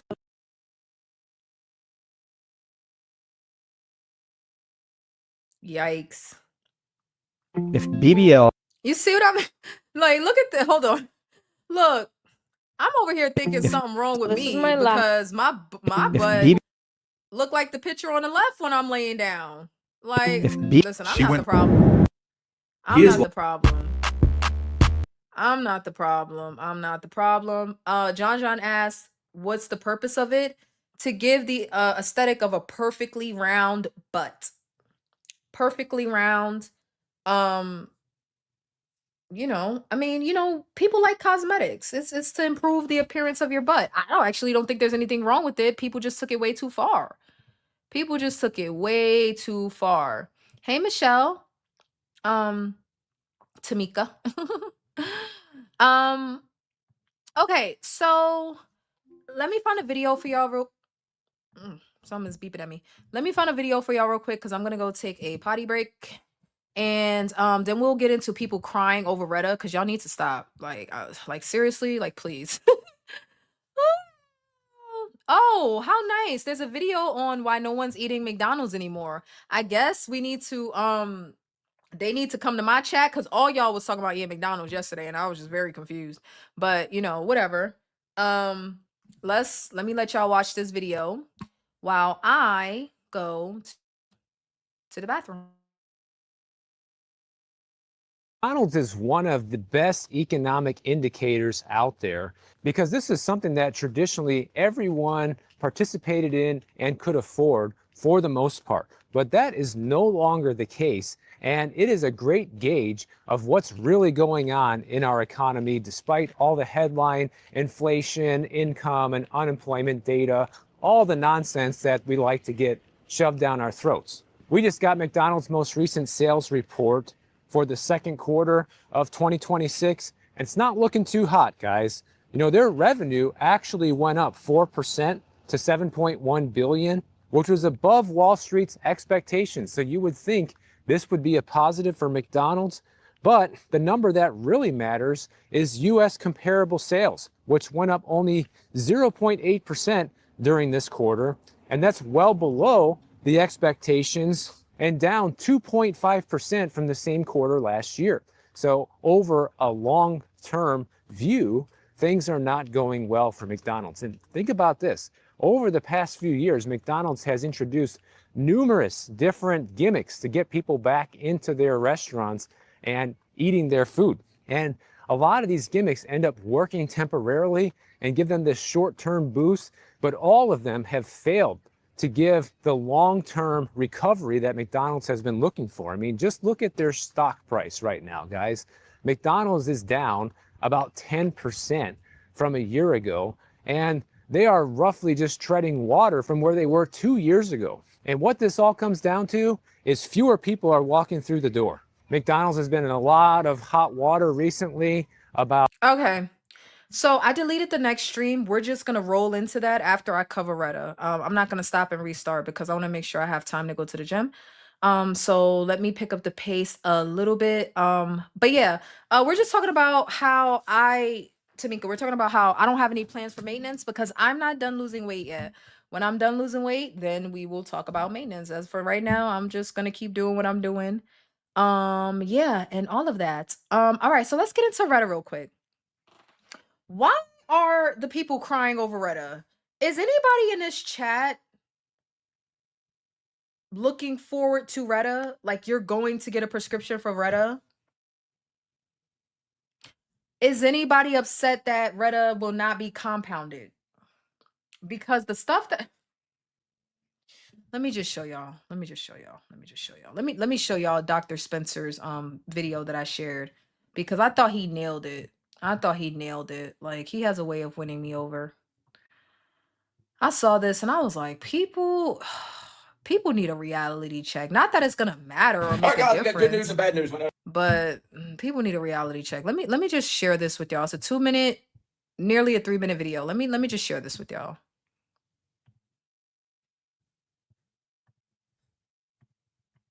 All right, guys, we got good news and bad news. Actually, terrible news when it comes to Reddit today. Eli Lilly told us that Reddit will be out first quarter of next year, most likely, which is phenomenal news. Is he but talking you probably fast won't or ever am I get it. things Eli Lilly better? trying to get it approved as a biologic. As a biologic, it has over a 20-year patent, so there's no generics on it. Secondly, when it's a biologic, it becomes illegal to compound. We will never have compounded Reddit if it's approved as a biologic. Also, since it's being a biologic, this is going to cost thousands of dollars a month. We're not talking about the $1,600 when Manjaro first came out or Ozempic first came out, and of course now the price has gone down. We are talking about a medicine that could be $2,500, $3,000, $3,500, $4,000 a month. What this means is you're not going to get compound. They're probably going to attack gray market, but that's a whole other conversation. But the chances of your insurance, who doesn't want to pay for GLP-1 in general, actually paying for Retta is probably going to be near impossible. The cost is going to be so great that if it does cover it, you're going to see a huge increase in premiums. But I think that they'll make you try Ozempic, they'll make you try tirzepatide, they'll probably make you work with a dietitian, or you can work with us obviously and get your dream physique. But you're going to be in a bind even getting it, in my opinion. If you can get it, I don't know what the price is going to be, if your insurance is only going to cover a little bit of it or a negotiated rate or what. But the biologic status is horrible news for us since we can't get compounded Retta because of it. But we will get it approved early next year, but we will not get compounds, and I'm sure there's going to be pressure on gray markets to get it shut down. So good news and terrible news. So the good news is that Retta will be approved in 2027. Whether it's the first, the second, or third quarter, I'm not really sure. Now, what people are saying is the bad news is that they're trying to make it a biologic. And of course they're trying to do this. Eli Lilly wants to protect their intellectual property. People get really mad about this, but Eli Lilly is the one who discovered it and did all the research behind this amazing drug. So no, if they get it a biologic, it won't be compounded. I do think though, however, the people that are getting it on the gray market will continue to be able to get it on the gray market and nothing's going to stop them unless they really crack down on that. And no, I don't think it should be compounded. Eli Lilly is the one that put in all the effort. And no, I don't make any money right now from Eli Lilly, so all the big pharma haters out there can shove it. In fact, I'd make way more money if I opened up a little compounding clinic and sold it to you, which I don't do. Yes, the way that I think that Retta should be used once it is approved is that you should have to do either semaglutide or tirzepatide and not respond to it, and then you go to Retta. The reason is for monetary or cost purposes. We don't want to use the big gun when we have smaller guns that work quite well. People have this idea that they should just go right to Retta. Why not use the drugs that we already know are effective and have a ton of data behind them and see if people respond first before jumping to something like Retta? All the cardiovascular data that we have is in semaglutide and soon to be tirzepatide, and we have to wait a few more years for the Retta data to come out. Retta is amazing. I'm very excited for it to come out. I have a lot of patients that I'm going to use it on. I don't blame Eli Lilly for making a biologic. I understand why people are upset because they want to get it cheaper. However, I think if you're already getting it from the gray market, I don't think that's going to stop. I'm not going to recommend that route, but people are still going to do it. Good news and bad news. Oh my God. Why am I laughing? I don't know. Some about the like he no, I don't recommend gray, but people gonna do it anyway. Exactly. Like here's your opportunity to give me your opinion on this. If you want to come up and talk to me, you can click the link in the landscape stream. I don't understand why people are so flustered or frustrated or upset about this. Like, I'm gonna play it again and give my commentary, but let me go through your comments first. If I wasn't at goal and I had lots of weight to lose, I'd definitely take Retta. No, not interested in taking Retta. Don't need it. It's going to be a biologic, so it won't be accessible for the majority. I'm not changing my GLP-1 for anything else. Why stop something that is working for me? I don't know who Bell Health is, but they're gonna have Retta. And is it gray? Sweet tea, I wouldn't care. I'd buy it. And y'all scared HM Doc away, so no, he's not here. um, I agree with literally everything he said. I agree with everything he said. I'm gonna go back through and give my commentary. So if you're on compound, please don't get upset with me. If you do, listen, now's your chance to push back. Retta works great. I used it to get my last 25 pounds off, but now I'm quickly decreasing in half because can't stop losing. You got it. You got gray market Retta. Is that what you're talking about? Nurse Michelle. All right. So let me just give a disclaimer that I know shit about Retta. Why? Because I don't care. Like, but it does come up because people make such a fuss over Retta. Like, people make such a fuss over it. And I thought that Dr. Spencer nailed this explanation. Nailed it. Okay. All right, I got you, Nurse Michelle. All right. So I thought he nailed this. Like, I couldn't have said it better myself. In fact, some of the things that he said, I have been saying since Zepbound got taken off the shortage list, okay, which was roughly 2 years ago, almost 2 years ago. So let's go back to the beginning and break this down. We're gonna be breaking down the breakdown of the breakdown. let's do this because this shit is comical to me. Like the stream if you haven't already, please like the stream. And if you're new watching, don't be shy, leave us a comment. Actually, terrible news when it. All right, guys, we got good news and bad news. Actually, terrible news when it comes to Reddit today. Eli Lilly told us that. Dramatic. What do you mean terrible news? Like,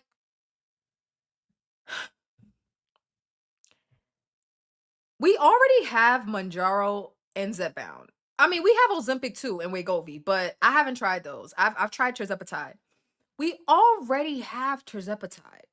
Why are people beasting over Retta? Like, I get that Retta is more powerful, but like, there's already so many people on Terz, brand and compounded.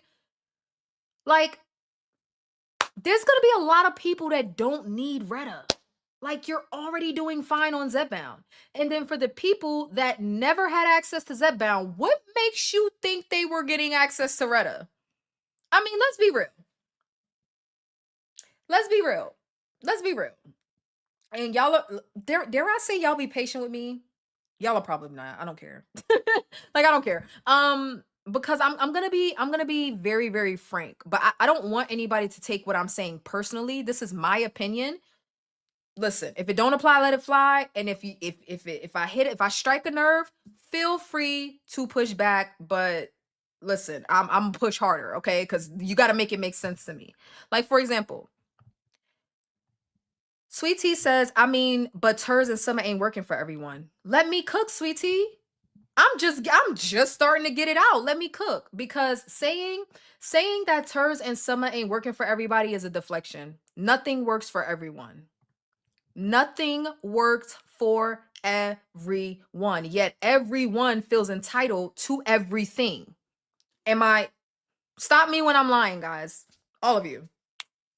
Stop me when I'm lying. I'm gonna be a little animated, but I got to because I'm sleepy. I'm gonna be a little animated, partially because I think this is hilarious. But like, okay, Zepbound and TERS and Summer don't work for everybody. Nothing works for everyone, so that's we could get that point out of here. I feel like people are panicking over Retta.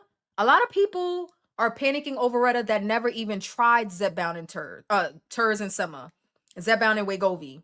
A lot of people never even tried it and are panicking over Retta. A lot of people are on Compound. This is the group that really is like problematic when it comes to this. There's a lot of people on compounded Summer and TERS that are annoyed that they're not going to have access to Retta, right?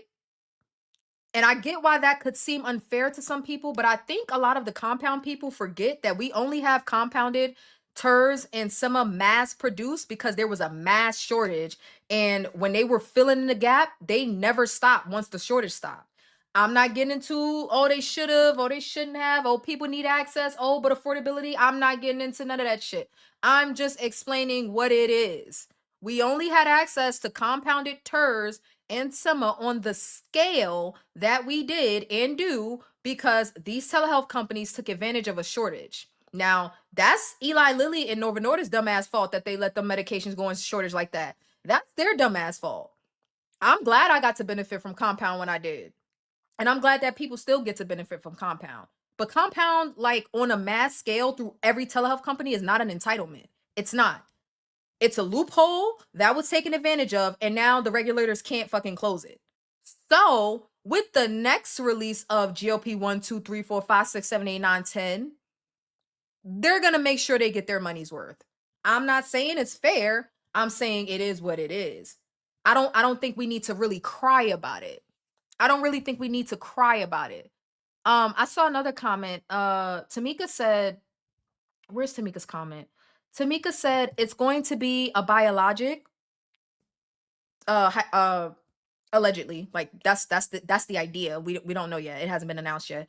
So it won't be accessible for the majority. The majority of who? I don't need Retta. I don't think any of you in the chat need Retta. So the majority of who? Who is the majority? Who is the majority? The majority of people weren't gonna have access anyway. Let's say Retta came out, right? Zepbound is already expensive. The majority of people don't have access to Zepbound. Ozempic is expensive. The majority of people don't have access to Ozempic and Manjaro. Ozempic, Manjaro, Wegovy, the ones that we're already used to, majority of people don't have access to those. Why would a medication that's better than those suddenly be accessible to the majority? That wouldn't make sense. That wouldn't even make sense a little bit. That wouldn't make sense. Not even a little bit. Not even a little bit. Nope. Nope. That wouldn't make sense. So it was never going to be accessible, whether they made it a biologic or not. It was never going to be accessible for the majority of people. That was never going to happen.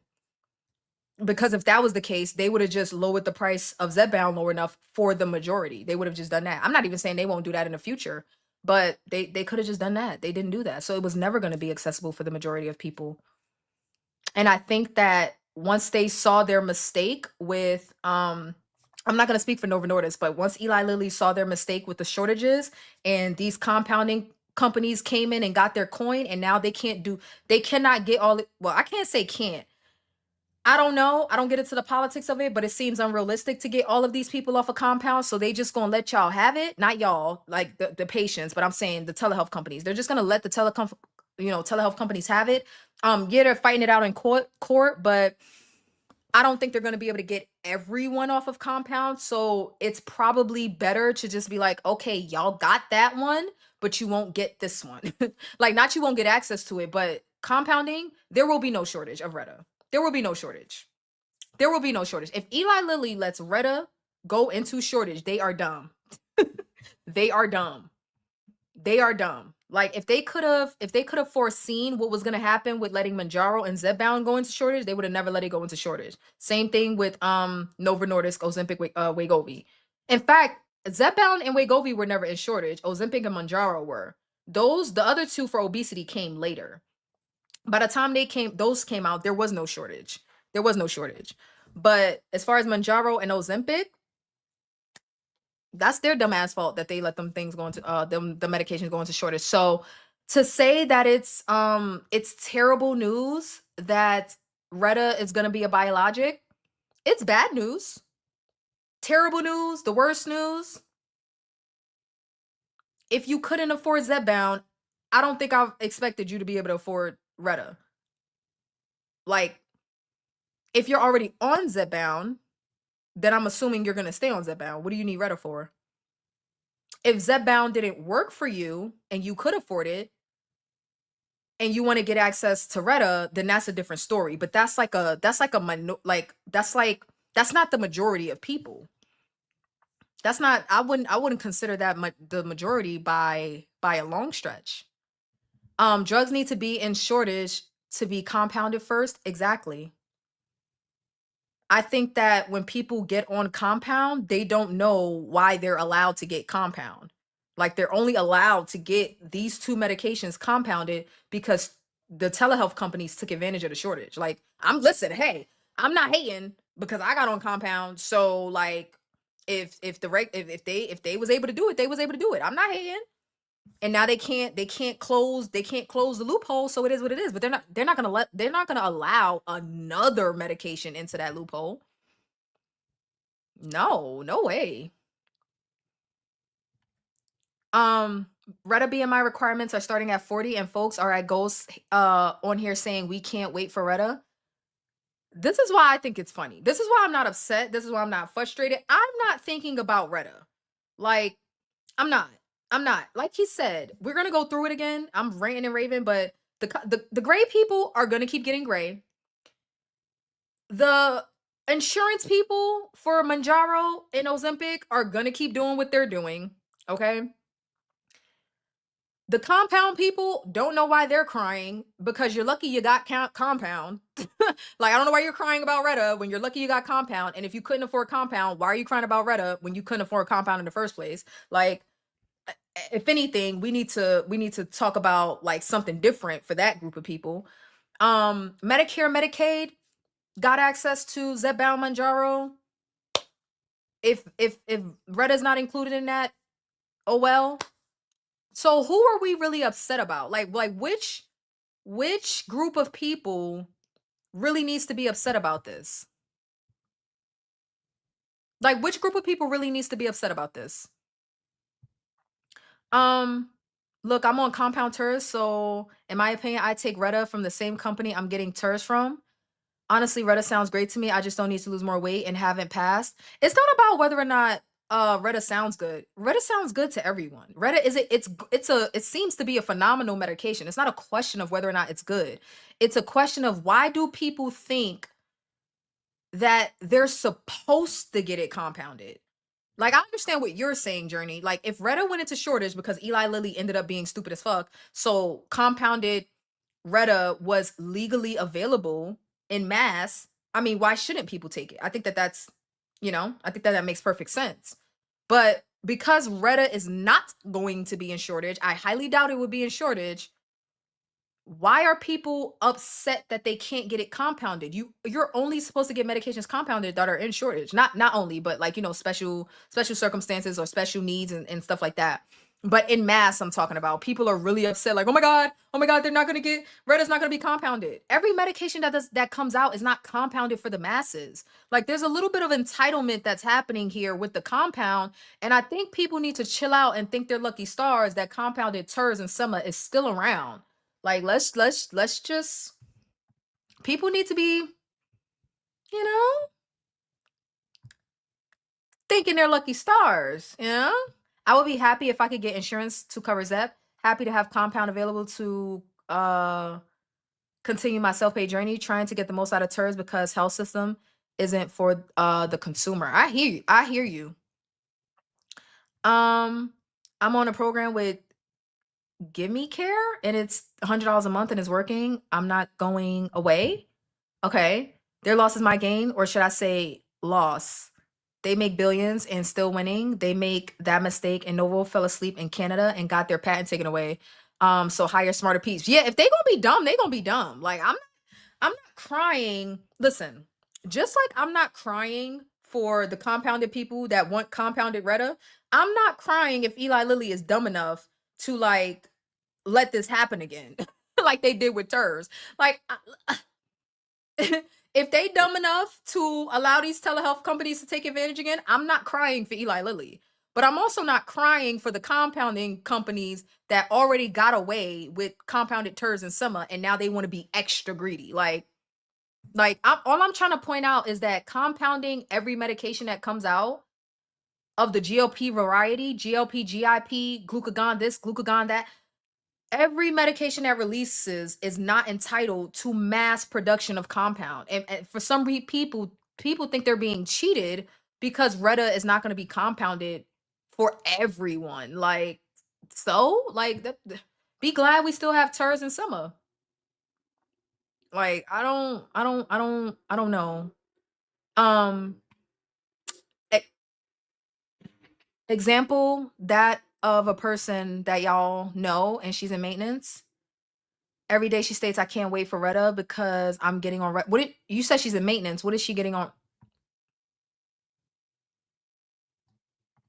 Not every drug is compounded. Hey, Kemi. And not every drug needs to be available to be compounded. Exactly. That's what I'm saying. Like, why is this such a big deal? Like, okay, like I don't know. It would be great if they would make a lower dose of Retta available to help increase a dieter's metabolism and for maintenance, because it really does allow you to eat more, yet you are still burning weight. Um, I mean, a lower dose of Zepbound does that for me personally. Like, not I don't even have to be on a lower dose of Zepbound. Like, I think we put too many people in the same category, because I understand what you're saying, Nurse Michelle, but like I think we put too many people under the same umbrella and assume that the pharmaceutical company should just accommodate every single person's needs. Like, I think to be fair, we should acknowledge that Eli Lilly did a wonderful thing with tirzepatide. Novo Nordisk did okay with semaglutide, but Eli Lilly did their big one with tirzepatide. They did. Well, I mean, now that we have Retta, I guess Retta is them doing their big one. But I'm very, very grateful for TERS, even though I don't like the price. I'm very grateful for TERS, and to be honest with you, I don't even care that these regulators are having a hard time getting these telehealth companies to stop compounding. Listen, y'all figure that out. That ain't got shit to do with me. Like, whatever. Like, I don't care. But like, everything is not. We live in America, okay? So if it's not on a pharmacy shelf, like Walgreens shelf, just to pick up and go, everything is not available for everyone, okay? Should we do better as a country? Sure. Call your regulators, but or your representatives, right? But talking about things as they are, getting on the internet crying because Retta won't be compounded, supposedly, is like, okay, but so what if it's not though? Like, if you want it that bad, you know what you could do? There's a third market. It's not black market, it's not illegal, but there's a third market. It's not compound, it's not brand. There's a middle ground there for those that want it. I'm not judging. I ain't taking it. I'm already skinny. Like, I got another 10 pounds left till I'm skinny. But I'm just like, I'm not worried about it. I'm not worried about it. I'm not worried about it. I think the amount of people, like, to be honest with you, I think even Eli Lilly, like, who is Retta marketed for? Is it marketed for the obese? Because I think Eli Lilly is missing an entire market of fitness junkies that want access to Retta. So, like, how many people are in the country with a 40 plus BMI? I guess, I mean, there's a lot. There's a lot, but if Retta is as good as they say it is, like, do you really want do you really want to limit your pool of people that can get the medication by making it a biologic? They feel so. Okay, make it a biologic. But like, if the idea is to squeeze every penny out, I would just, like, if I was those people, I would just go, like, I don't know. I don't know. I feel like I guess I'm trying to point out, like, there seems to be this sense of entitlement to Retta when nobody's entitled to Retta. Like, nobody's entitled to Zepbound. Nobody's entitled to anything. Like, we make decisions based on what fucking Big Pharma hands us. You either do it or you don't. You either do it or you don't. I get very passionate about this topic. LOL, pharma companies learned a huge lesson from what happened with TERS and Sema, and I promise you they will not make that mistake again. If they did, they would be stupid. And it's like, people are not considering, like, people want to, big pharma, and it's like, big pharma gave us TERS. Like, slow down. We may not be happy with the pricing, okay? Like, all right, Eli Lilly did not have to release the vials at $500, now $450. They didn't have to do that. They didn't have to give us the quick pen where you can adjust your dose, like in split dose. They didn't have to do that. They could have left us with the original $1,200, $1,300 Zepbound pens, and most of us would be stuck on compound or priced out. Okay, so like, let's just calm down, everybody.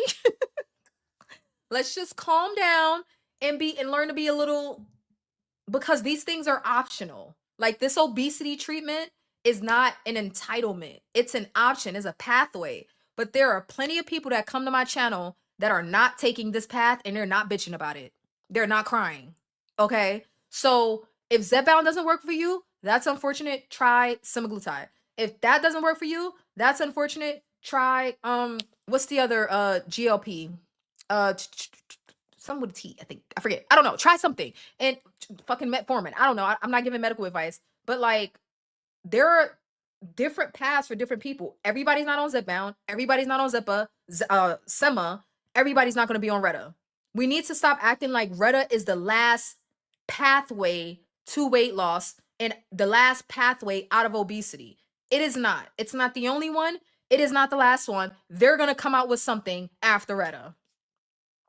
There will be a generic eventually. Okay, like, Retta is not the last answer. People need to chill. Hey, Blake. Blake says, I've been paying for Zep out of pocket the entire time, also living in LA, where there have been drug strings of people selling bootleg Retta and TERS. Be careful. That's dangerous. It's for the morbidly obese. Right. But like, how many of what percentage of the country is morbidly obese is what I'm trying to figure out. Also, hot take that people don't want to talk about. There's a lot of people who shouldn't be self-administering meds, especially compounded meds.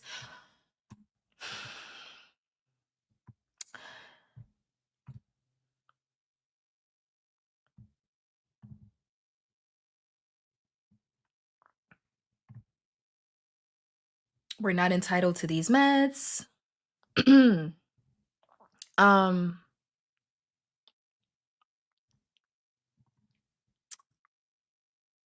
I don't want to just drop from almost 8 milligrams to 0, but cut in half last week, and this week another half, and then 0. So she's weaning herself off. Nurse Michelle is weaning herself off of the gray. Is the answer. Which, I mean, I would think that applies to any medication that you're on for an extended amount of time, that you don't want to just quit cold turkey. I don't know. I'm not a doctor, but that's what it sounds like she's doing. And guess what? Those that can afford it will still have access. Simple. Like, I get it, right? We want to make everything up. Listen. It's like the thing with the food. We want to make everything about how do I want to put this? I understand that I have a privilege to be able to afford $450 a month for Zepbound. Yes? Okay. Those that have insurance coverage and only pay $25 a month, or get it completely free, or get it through Medicaid or Medicare, that's a privilege too. We want to make everything about, like, everybody has to have every single thing. Is Big Pharma trifling in a lot of ways with their pricing structures? Sure. But can we just be honest about the fact that we need them to keep making these medications? Like, would I rather have a life without Zepbound? No, I wouldn't. Let me shut up. Let me shut up and complete. Like, let me just keep playing. Retta will be out first quarter of next year, most likely, which is phenomenal news. But you probably won't ever get it. Eli Lilly's trying to get it approved as a biologic. As a biologic, it has over a 20-year patent, so there's no generics on it. Secondly, if approved as a biologic, illegal to compound, pressure on gray market, cost thousands of dollars, no generic for decades. Even if they didn't come out with a biologic, you wouldn't be able to compound it. But since these telehealth companies don't want to listen, they might try to do it anyway. So it's in Eli Lilly's best interest to get it approved as a biologic. Like, I understand that seems unfair to everybody else, but you can't have it both ways. You can't cheerlead for compounded tirzepatide and sema and then think that you're supposed to have easy, like the same access to Retta. No, if anything, they're going to restrict the access. Listen, is it fair? I guess not, but like people put up such a fight and such a fuss for compounded TERS after the shortage was over. I get it, because we wanted to be able to afford the medication. I understand. I'm not even arguing about that.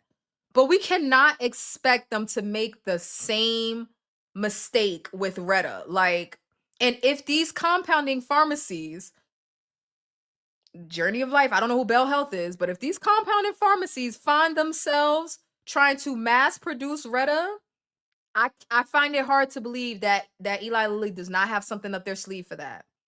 I find it very hard to believe that they don't have something up their sleeve for that. But let's just get all that out the way and make it a biologic. Matter of fact, you can't compound it. You can't. You can't. So, you know, like, I don't know. The paperwork has been filed with the FDA to make it for it to be a biologic. Until the FDA says it is approved, I don't care what nobody talking about. Like, people just gonna keep saying it's gonna. Okay, all right, well, let's let it happen. And then, like, what? We still gonna do what we was doing the day before. Like, the people that didn't have access to Zepbound aren't gonna have access to Retta. The people that didn't have access to Compound aren't gonna have access to Retta. The people that have access to Zepbound are gonna continue to have access to Zepbound. The people that have access to compounded TERS are gonna continue to have access to compounded TERS, and it's just gonna be shit out of luck for compounded Retta. We're not in a better or worse place. Does that make sense? We're not in a better or worse place. We're not. Like, everybody's still in the same position. Whether you couldn't afford Compound and you went to Gray, or you couldn't afford Brand and you went to Compound, or like you didn't want to be on a GLP or GIP altogether, or whether you had insurance coverage for Zepbound. Like, and if Zepbound and Sema didn't work for you, you're still in a position where Zepbound and Sema didn't work for you. Everybody is still in the same position. So when I ask, like, who is the target demographic for Retta, we're saying BMI of 40 and over. Okay, like, but how, like, okay, like, so those are the people that will get access to it. If your BMI is not 40 and over, why not go to Zepbound? And we say that it doesn't work for everybody, but we just say that, right? Like, are these people actually trying it and it didn't work? Or we're just saying that because, like, you know, that's just what it is. Oh, well, no, it doesn't work for everybody. Yeah, we know that, but like, are they trying it and it's not working? I don't know. But even if you can't get access to Retta and you have a 40 plus BMI, you're in the same position that you were before Retta came out, though. Nobody, like, who's in a worse position from this? This is what I'm trying to understand. Like, who is in a worse position? But maybe I'm missing it. Y'all can let me know. I'm here to listen. Let's continue. When it's a biologic, it becomes illegal to compound. We will never have compounded Retta if it's approved as a biologic. You're not supposed to have compounded Retta. Like, what is he talking about? You're not supposed to have compounded Retta. Oh my god. Also, since it's being a biologic, this is going to cost thousands of dollars a month. We're not talking about the $1,600 when Manjaro first came out or Ozempic first came out, and of course now the price has gone down. We are talking about a medicine that could be $2,500, $3,000, $3,500, $4,000. Yeah, that's unfortunate. If you want Retta, that's unfortunate. Like, that sucks. Just like $1,300 Zepbound suck. You know what Eli Lilly did that they didn't have to do? They gave us $500 Zepbound. They didn't have to do that. Like, they didn't have to do that. $1,300 Zepbound sucked too. A lot of us wouldn't have had access to brand.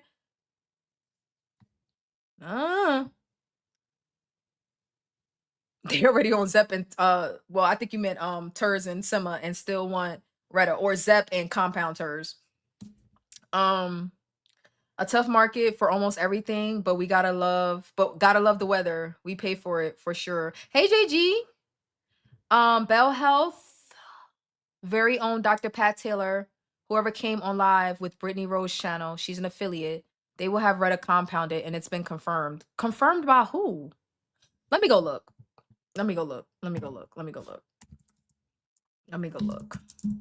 Because let me tell you something about Brittany Rose.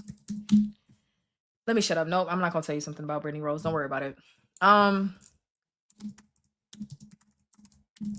worry about it.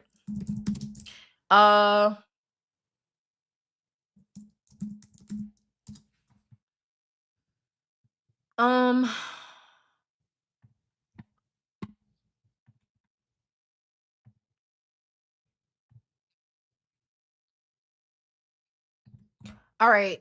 She has a Q&A on it. I found it. It's about 1 hour and 40 minutes. We're not going to watch that right now. I'll have to go over it. So I'll either watch it and then give you my feedback on it, or I'll watch it live. But let's not be so quick to jump on everything a YouTuber has to say. I'll say that much. Including me as a YouTuber. Let's not be so quick, especially an affiliate. Let's not be so quick to jump on everything that a YouTuber has to say, especially if they are affiliated with the company that they're speaking for. There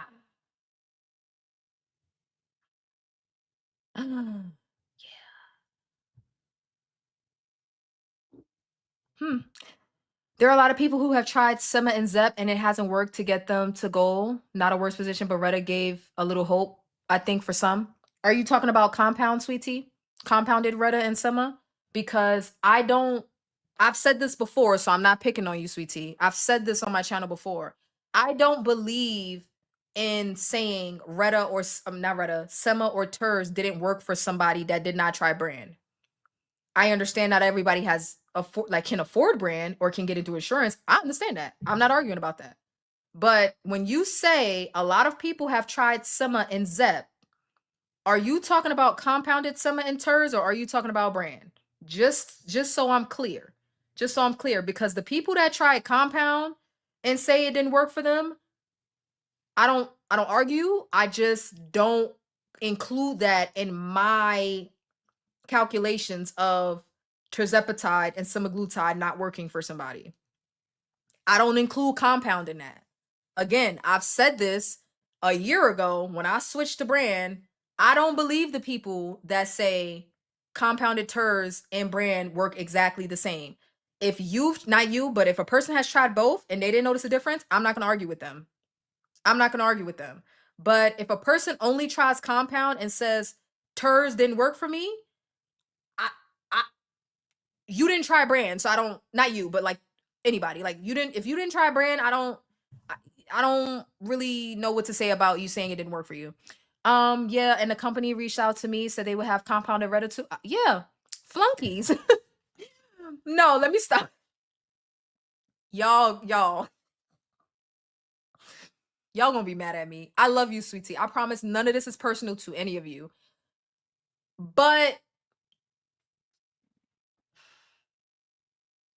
companies reach out to me too.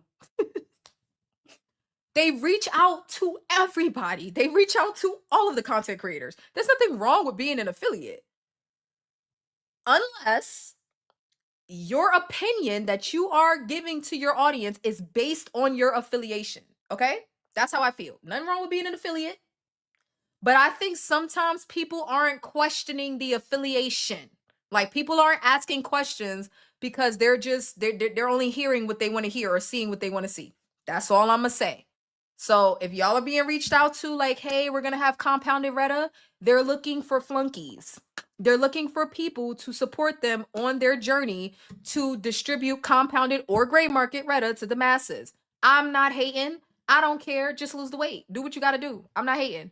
But like, I really think compounded turds and summer has like just made everybody feel like this is just completely normal. It's not. It's not completely normal for this to just be the norm for telehealth companies to just be reaching out to every fucking YouTuber that they come across. Like, hey, we got compounded this. Hey, we got compounded that. Hey, we got compounded this. Hey, compound. It's like enough. Like, mm, mm, enough. In my opinion. Y'all do what y'all want to do, but in my opinion, it's like,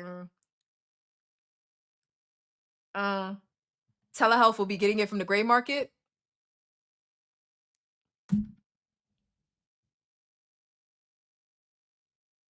These compounders are going to get it on the market for sure. Baby, if they will have it, it's gray market Retta. It's not pharma grade API raws that are being used. I'm good, JG. How are you? Eli Lilly is going to be geared up to chase down any U.S. company that attempts to advertise, sell Retta compounded. The doctor that works there said it, not her, but she said it on her channel. You said she's affiliated with the company, right? Brittany's affiliated? So if I bring a doctor on here and I'm affiliated with the company and the doctor says, yeah, we're gonna have X, Y, and Z to my audience, you don't think that me and that doctor are on the same page? Okay. How much are people willing to pay for quote unquote compounded Retta?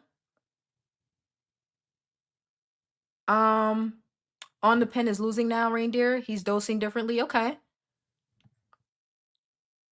OTP is stacking seriously and on T. Hard to compare his results to any woman on a different culture. Okay.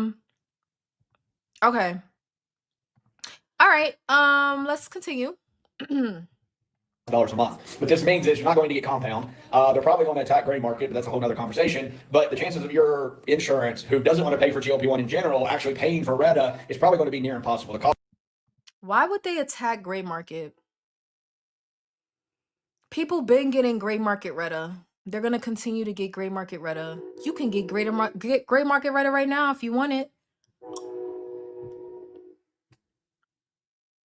People only like the compound talking point for Retta because compound feels a little safer than gray market. Compound feels a little or a lot, whichever. Compound feels a lot safer than gray market. So it's like, oh my God, we're not gonna get it compounded. You can get it on the gray market if you want to. I'm not suggesting it, but they could do it. You know? Is going to be so great that if it does cover it, you're going to see a huge increase in premiums. But I think that they'll make you try Ozempic, they'll make you try tirzepatide. What is wrong with trying Ozempic or tirzepatide before jumping to Retta? That's the entitlement. This is what I'm saying. Like, Eli Lilly is making a mistake, not making people like him the target. They're making a mistake, I think. I don't know. I don't know anything about money. I don't know. But I don't know. I don't know anything about marketing. I don't know anything about I don't know. But like, these people want it so bad. They want it so bad. Market it to them. Do for them what you did for the obese with Zepbound and Wegovy, right? Well, let me leave Novo Nordisk out of this. But Eli Lilly had Mounjaro. A lot of people that were not type 2s wanted access to tirzepatide for obesity, right? So they came out with Zepbound. Just do that with Retta. These people want it. They want it so fucking bad. I think they should do it. I think they're missing out. Like, the gym bros want it. Market it to them. Again, Now, people get all scary when people with, you know, a less than 40 BMI use Retta. I don't really get into all of that, but I will say this. I'm not seeing people walking around looking destitute or looking underweight or looking sickly from Retta. I'm not seeing it. So if they are out there, then they're not taking pictures as proof. I don't know. I don't know. But the people that talk about gray market Retta and post their progress, they don't look ill. So if it works as well as again, and if people were, you know, dropping like flies, we would know that as well. So if it works as well as people say it does, gray market, I'm assuming the real thing would be the best thing. Why not market to the fitness bros? Like they want it, let them have it. I don't know. I don't know. They'll probably make you work with a dietitian, or you can work with us, obviously, and get your What's wrong with working with a dietitian? Oh my physique. God. But you're going to be in a bind even getting it, in my opinion. If you can get it, I don't know what the price is going to be. If your insurance is only going to cover a little bit of it, or a negotiated rate, or what. Insurance is going to be insurance. That's another thing, right? Why are we suddenly acting like insurance ain't been full of shit? Like the insurance companies. The insurance companies been full of shit. Like people had problems getting coverage for Zepbound. People were type 2 diabetics and had problems getting coverage for Manjaro. So like it's the insurance companies being full of shit and not wanting to cover this medication or a life-saving medication or a life-altering medication is not new. Like that been a thing. Insurance companies being extremely difficult. People have been dealing with this with Zepbound for 2 years and with Manjaro for 3, 4. So like that's not that been a thing. Like that been the case. I don't know. This is what happens when like the content is 99% talking points. I guess this is why like on one hand I'm kind of annoyed, but on the other hand I'm just laughing. Like this don't got nothing to do with me. I'm just reacting to it. So like listen, everybody can feel how they want to feel. I'm just sharing my opinion, okay? People have been so worked up over Retta and I'm just like why? Not because it's not a good medication, but like we've been dealing with access issues. And the compound people are the loudest ones. That's why I'm saying it that way. The compound people are the loudest ones, as if they're not lucky to still have compounded TERS in summer. But whatever. But the biologic status is horrible news for us since we can't get compounded Retta. Horrible news for who? Let me look this up. Maybe I'm missing something. Hold on. Let me see something. Let's see. Why are medications designated biologics? Let's see. I'm curious. I want to know. Let me educate myself real quick. Medications are designed as biologics because they are produced from living organisms such as microorganisms, plant cells, or animal cells, rather than being synthesized purely through chemical processes. They harness organic components like proteins, genes, or antibodies to target specific disease pathways.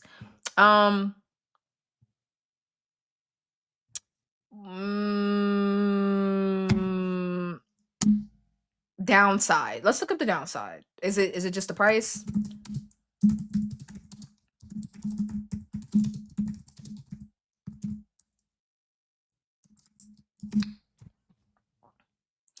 The primary downside to biologic medications include higher risk of serious infections and immune reactions, high costs due to complex manufacturing, and the requirement of delivery via injection or infusion rather than simple pill. Retta, Trutide, or Retractutide, as a biologic. Let's see. I know y'all looking at me instead of my screen. Oh well. Retta, an investigational triple hormone receptor agonist. A major legal and regulatory dispute centers on whether it qualifies as a biologic or a standard drug, impacting market exclusivity and compounding rules. Let's see.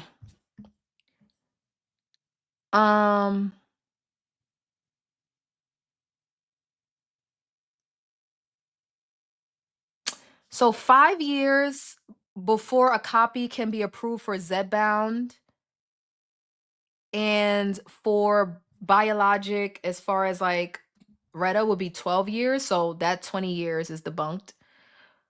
Cost to develop a copy, 2 to 3 million. I'm sorry, let me just show y'all what I'm looking at. Let me show y'all. Because I think people are fussing like for no reason. Let's see. Okay. So 5 years before Zepbound, before a copy can be made, if it's Retta and they get the biologic status, it'll be 12 years. That guy said 20. Cost to develop a copy, 2 to 10 million, 100 to 300 million. Time to develop a copy, 2 to 3 years, 7 to 9 years. Typical price cut when copy arrives, up to 85%, 5 to 25%. Can a pharmacy compound it? Yes, in a shortage. Biologic, never. Only 19% of biologics with no patent protection left have a copy on the market at all. I want to point out something to y'all. I need to point out something to y'all.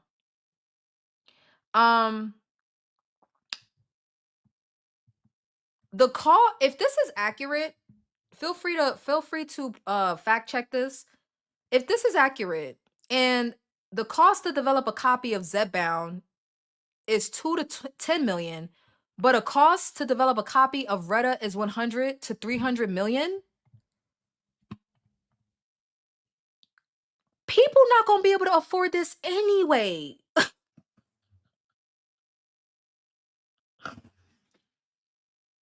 Like, I, like, like I think sometimes we be getting worked up about stuff without like additional context. If this is accurate and the price cut is only 5 to 25% once it's no longer in biologic status, like once a copy is made, it's the price cut is only 5 to 25%. A lot of people are still going to be priced out anyway. Like, because it's too, first of all, listen to this part at the bottom. It says only 19% of biologics with no patent protection, meaning the patent expired, left have a copy on the market at all. You know why? Because based on this, it costs too damn much to make a copy. Y'all shouldn't have ran them off then. That's y'all fault. It costs too damn much to make a copy. Because making something a biologic like doesn't mean you can never make a copy. It's just for a longer period of time that you can't make a copy. So why is it that 19% of the biologics that have no patent protection anymore, nobody's making, like, they only 19% of them, less than a quarter of them have copies. They cost too damn much to make. I'm assuming 100 to 300 million to make a copy just for a 5 to 25% price decrease. Who's paying for that? I'm sorry, like, who's paying for that? So, like, do we, like, I don't know. Am I tripping, Dr. Jen? Big Pharma shield Jenitha. Am I tripping? I don't believe Eli Lilly asked the FDA to approve without knowing the answer already. I keep hearing that, but we'll see. I don't believe the FDA is gonna deny them, but it's like, can we at least let them do it first? Like, can we let them approve it so we can stop speculating? That's why Eli Lilly needs to make it a reasonable price in order to sell it to the masses and make back their money. Maybe their strategy isn't to sell it to the masses because the masses already want compound. The masses already want compounded TERS. Okay? They want brand TERS, but they can't afford it. So the rest of them are going to compound. I don't think their demographic is the masses. And I think they're okay with that. That's why when Tamika's comment earlier said the majority of who? They're not targeting the majority. I think they should target the gym bros. I think they should. I think they should make who said something about like a a smaller dose, I would take. Listen, if they came out with a, I don't want to say a micro dose, but like, if they took Retta, right, and either changed the dose or modified it so that it amplifies or enhances like your fitness, I would take it if I could afford it. If I could afford it, I'm not gonna cry because I can't afford it. But if I could afford it, I would. Like if they came out with a marketable version for the fitness world, plenty of people would take it. These people are crying because they want it. The gym bros, they're crying because they want it. I'm a gym babe, like, but I'm not crying because I can't get Retta. like I think I'll do just fine without Retta. But if they made it affordable, I'd take it. I'd take it. Non-responders should jump on Retta. What is the percentage of non-responders? Hey, G's, how you doing? G's, you waiting on Retta? That's why I asked how much are they willing to spend on compound? Right. So let's say Retta was compounded. That compound would be a pretty penny, I think. Right. I thought about that earlier and I'm like, let me not even go down that rabbit hole because I don't like listen. Jennifer, the big pharma shill. Like I will shill for Eli Lilly if they give me the chance. I will cape for them. But like um who was gonna afford this? Like guys, like I think sometimes we just be complaining just to complain. Like especially like I'm sorry, especially those of us that have already seen success on Tirzepatide. Y'all need to chill out. Y'all need to chill out. And if it's like Sweet Tea was saying, which is like, well, some people were holding out hope for Retta. Maybe people were holding out hope without doing their research. This is what happens when in the GLP-1 space, hot take, people focus on talking points. This is why you never see me talking about Retta. For what? It's not that it doesn't matter. It's not that it's not a wonderful medication. It's not that. But it's like people Retta, so much so that they got people got their hopes up. People got their hopes up without even considering like, oh, will I be able to afford it? Oh, am I even a good candidate for Retta? Oh, like, you know what I mean? So now people got their hopes up and now their hopes and dreams are being crushed by something that was like you probably wasn't going to be able to afford it anyway. But somehow that's Eli, like, I mean, I guess it is Eli Lilly's fault, but like, would we rather them not have not made Retta? Like, I'm confused. Like, what do y'all want? I'm confused. Like, what do we want? What do we want? What do we want? You know what I don't like? I don't like when Big Pharma makes bad medications, like Vioxx that gave my mom a heart attack. Like, I don't like, and many other Americans' heart attacks. I don't like when Big Pharma makes bad medications. I don't like when they release bad medications when they had the research to say that the medication was bad and causing harm. Okay? I don't like that. But like, as far as we know, Terz and Retta don't seem to be bad medications. I think we need to lighten up a bit. But if I'm wrong, keep letting me know. Sweet Tea gave up. Sweet Tea is always giving up on me. Like Sweet Tea be like, whatever, V, I'm not trying to hear that. I'm leaving. I get it. I still love her. I know she still loves me. It's fine. Like it's okay. But like if I'm wrong, you gotta make it make sense though. Let me know why I am wrong for what I am saying. I literally just looked it up. Let's go over it one more time before we continue. Okay, what changes for retatrutide if the FDA calls it a biologic, not a drug? Okay, so we have a drug category and we have a biologic category, right? So the drug category has Zepbound, Ozempic, Mounjaro, Wegovy. Years before a copy can be approved, 5. Y'all know we're 2 years into Zepbound? Y'all know we're 2 years into Zepbound? Like we're gonna blink and 50,000 Terz copies are gonna be on the market. We're gonna blink and 50,000 Terz copies are gonna be on the market and Sema copies. Let's continue. 5 years for Terz and Sema. If Retta gets biologic status, it will be for 12 years. Okay, not forever, but for 12 years. But let's continue because there's further context. The cost to develop a copy. This is so goddamn important. It is not even funny. This is so goddamn important. It is not even funny. Listen up, fussy britches. All of you fussy britches out there, listen up. Because I think sometimes we just assume Big Pharma's a charity. They're not. They're in this to make money. Now, if I get skinny in the process, me and Big Pharma, we got an understanding. We got an understanding. Like if I get skinny and they make money, we have an understanding. Okay? If I'm no longer diabetic or pre-diabetic and they make money, we have an understanding. Just don't put me in a hospital. Okay? Right? Medication isn't killing people. We have an understanding. Okay? So this part is incredibly important because Big Pharma is in this to make money. I don't think they're supposed to change that about themselves. I don't. Like, I don't think they're supposed to make stuff affordable. Like, I will never, like, I have to be very, like, I have to emphasize this because they did not have to come out with vials and quick pens. They did not have to do that, but they did. They did. So, okay. So anyway, let's continue. Cost to develop a copy for Sema and TERS is 2 to 10 million.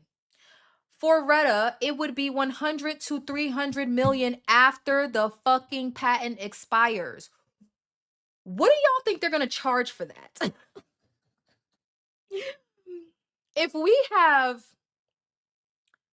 Zepbound between $450 and $1,200, and it costs 2 to 10 million to make a copy, what do you think they're gonna charge for a copy that costs 100 to 300 million to make? Are you shitting me? Unless these numbers are lies. Again, feel free to fact check me. This could be completely made up. So fact check me. But like 100 to 3 million to make a copy, y'all think they're not gonna make their money back? Okay, let's continue. And that's okay. All right, let's continue. Time to develop a copy, 2 to 3 years. For Retta, it would be 7 to 9. I think we are underestimating how much work goes into creating these medications, right? I think the old adage that, oh, this medication costs 10 cents to make and Big Pharma is charging $850. Yes, right? Like I'm pretty sure we all have that in mind. And I think the fact that Compound has come in at lower prices, it's like, but why can't Eli Lilly do it this way? And it's like, because they're not. They put the money into the research. They get to set the price. We get to choose whether we buy it or don't buy it. Okay? We can buy it. We cannot buy it. We can buy it. We cannot buy it. Insurance could cover it. They could not cover it. Argue with your insurance company. I wasn't about to do that, so I just paid for it. Okay? That's a privilege that I have. I'm checking my privilege. But like 200 to 100 to 300 million to make a copy, 7 to 9 years. This is why when you get to the bottom and it says only 19% of biologics with no patent protection left have a copy on the market at all. You know why the rest of them don't have copies? Because it costs too much to make. You know why it's unusual for biologics that their patent expires eventually. Why it's unusual for them to have copies so they don't even got to worry about the competition? Because it costs too much. It costs too much to make. That's all. A company could make a copy. Do they want to invest the money? That's up for debate. They want it all. I like Retta for people just starting and have a BMI like I did when I started. We want Retta in our overpriced groceries and diabetics that haven't been able to lose satisfactory amounts of weight. Okay. I think most of us want options to choose from that put health as a reachable goal. Those with 100 to 200 pounds to lose who haven't responded quickly might be hoping for faster results. It's a business, but you will need to get approved by your PBM or be able to afford it. The reason for so many trails is to gain other approved uses. I think I misunderstood what you were saying, G's. The stars can't pay for it for sure. TERS patent expired in India and Canada. India has approved over 24 generic brands already.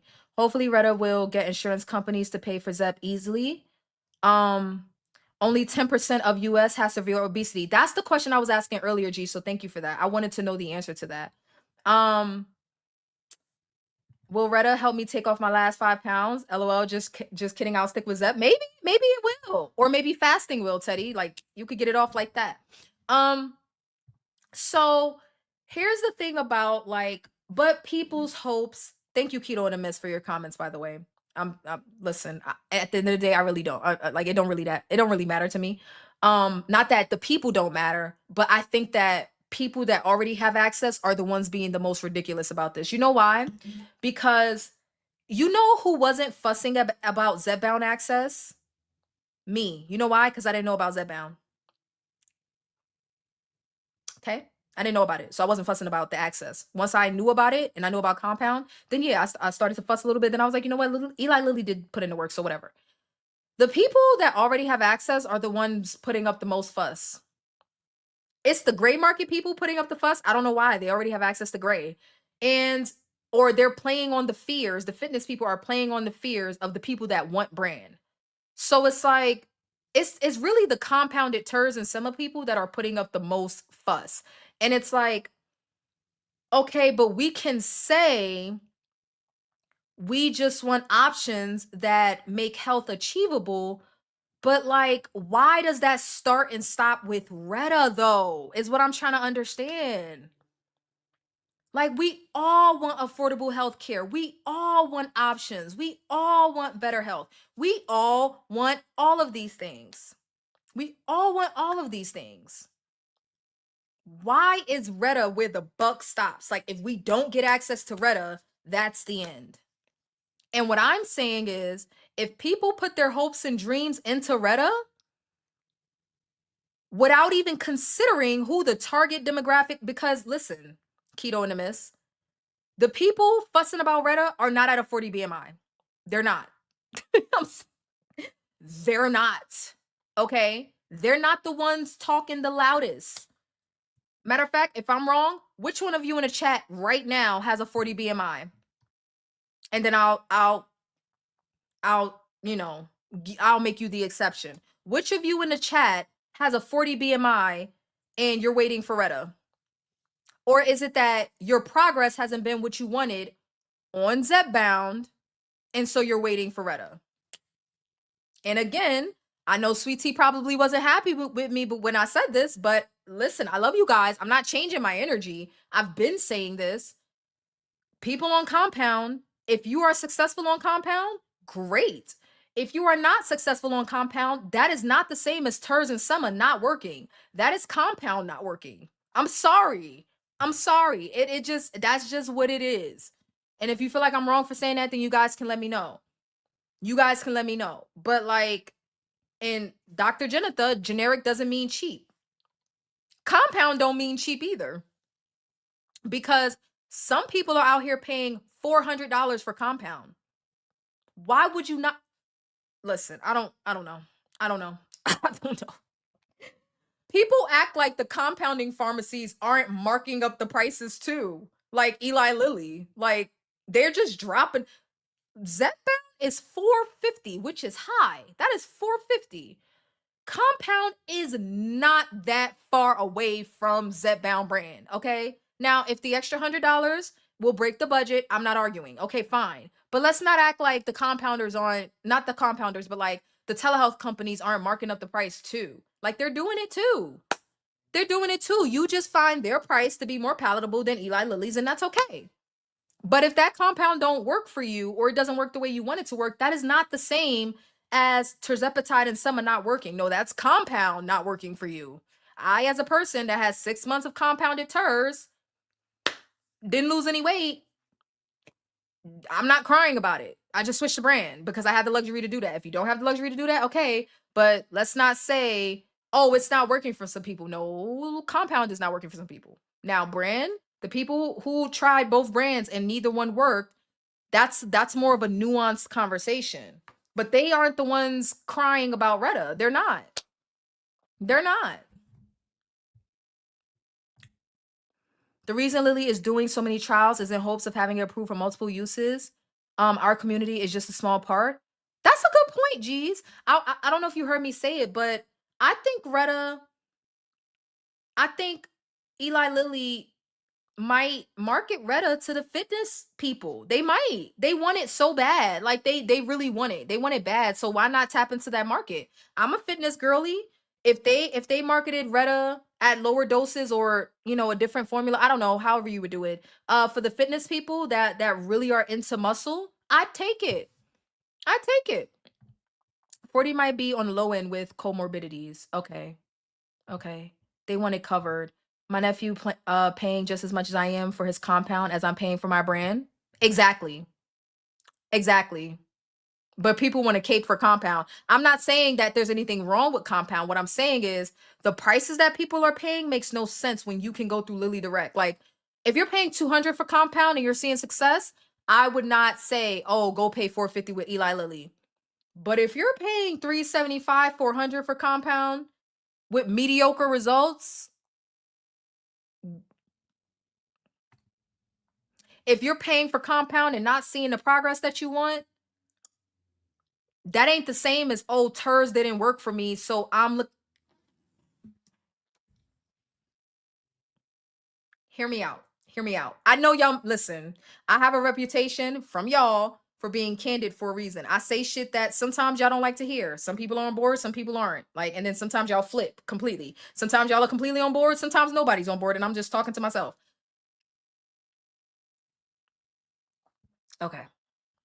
You cannot possibly believe, right, that because compound, like, okay, so for the people that couldn't get coverage through their insurance for Zepbound and Wegovy, and they couldn't afford brand, right? So they went to compound because that's what they could afford. We could not have possibly been waiting for compounded Retta, right? So when people say, "Oh, people were looking forward to Retta that didn't get the results that they wanted on TERS and Summa," are you talking about they didn't get the results they wanted on brand, so they were waiting for Retta? If that's the case, okay, I could see that. But if they're on compound waiting for Retta, you must be talking about branded Retta, right? And then my follow-up to that would be, if you were on compound waiting for branded Retta, what makes you think you would be able to afford that when you couldn't afford branded Zepbound or Wegovy? So that leads me to believe that the people on compounded TERS and Sema that are not getting the results they want were hoping for compounded Retta. But then my question would be, where did y'all get that from? Who told y'all, every content creator in the GLP-1 space, not every, I'm being facetious, but like the GLP-1 space, I know who said it. Like, who told y'all that compounded Retta was gonna be a reality? Like, why did people think that? I get saying people were holding out hope. You must mean holding out hope for a brand.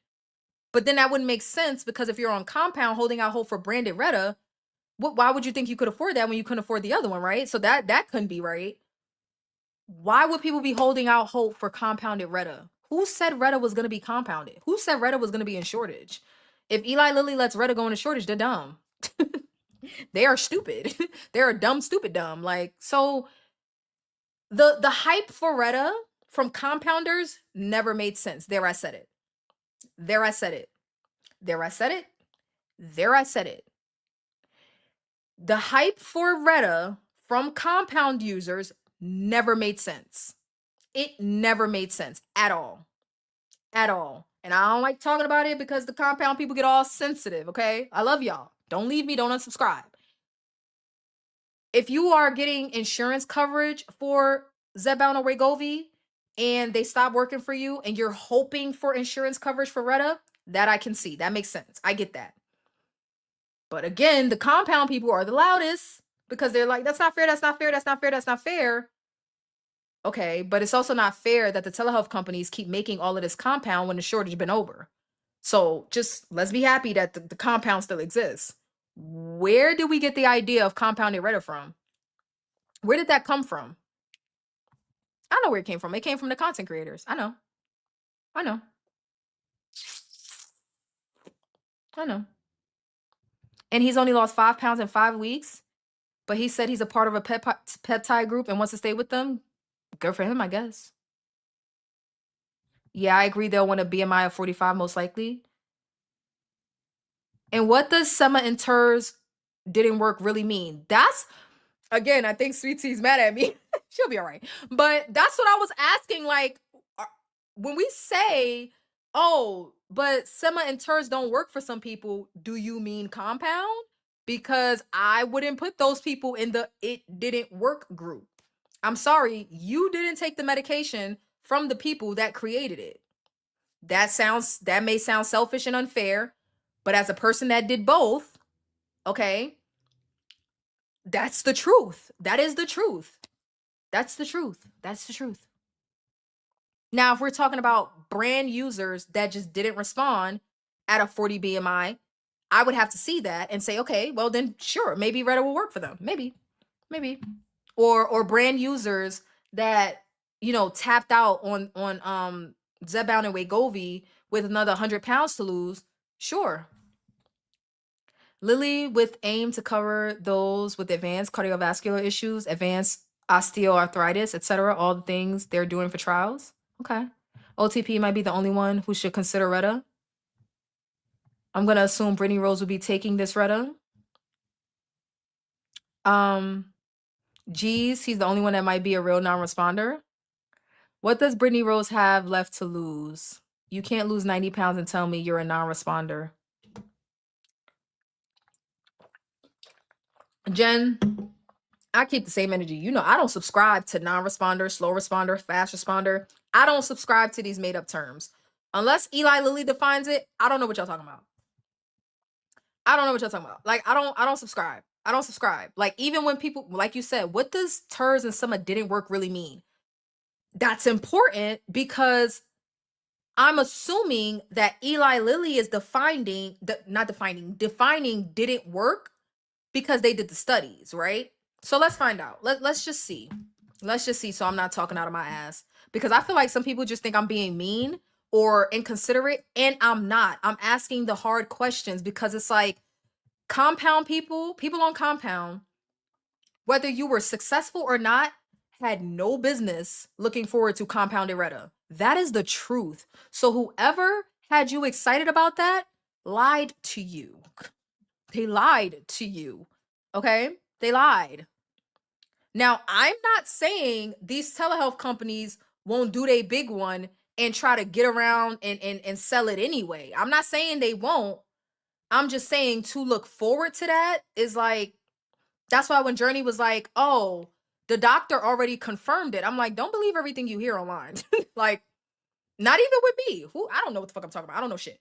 But it's like, especially coming from Brittany Rose or her channel or whoever she's affiliated with, the same Brittany Rose that was affiliated with Orderly Meds, the same Orderly Meds that I bought 6 months worth of compound from in whatever. Maybe I'm just jaded. I don't know. Like, that taught me, it's not personal toward her, but it taught me a lesson in taking content creators' word, especially when they're affiliated. When they're affiliated, not everybody, but some of these content creators, they will say anything for their affiliation. They will say anything on the side of their affiliation.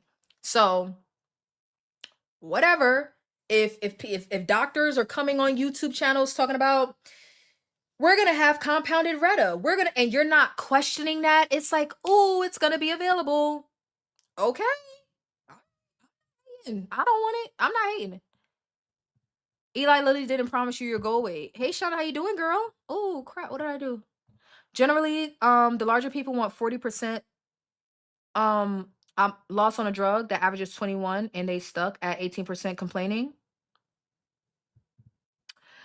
Oh geez. I want to find out what Eli Lilly considers not working.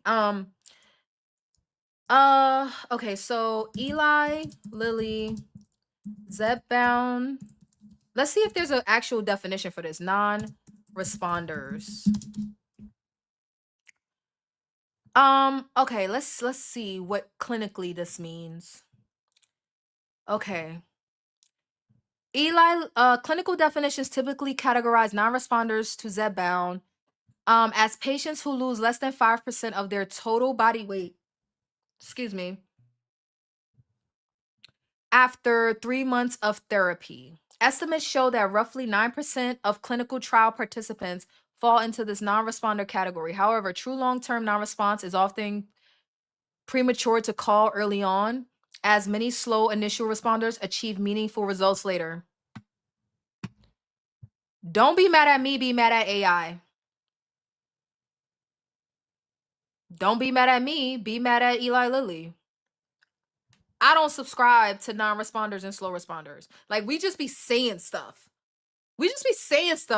Like, I don't subscribe. I'm not saying everybody loses weight at the same pace. I'm saying slow and fast, when we talk about it in the space, are arbitrary. Those are arbitrary terminology that has no real meaning. You're just comparing one person to another or yourself to someone else, right? So what does Eli Lilly actually classify that is? What is the clinical definition of being a non-responder? Less than 5% in 3 months. It even says a lot of the times that designation happens prematurely, because if you give the people a little time, they catch up. So you know what a little time sounds like? Titrating up till they get to the right dose, which takes time. Your first month is 2.5, your second month is 5, your third month is 7.5. Some people don't see significant weight loss until they get to a 10 or a 12.5. A lot of the people that didn't respond, or their response was slow, they caught up at the higher doses.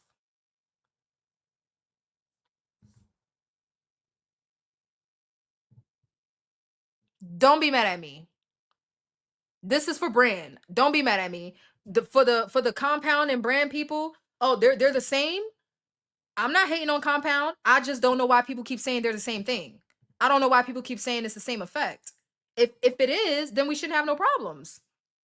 People should be, most people, first of all, 9% is already low. 9% of people in the trials fell into this non-responder category. But even then, a lot of people caught up later in the higher doses.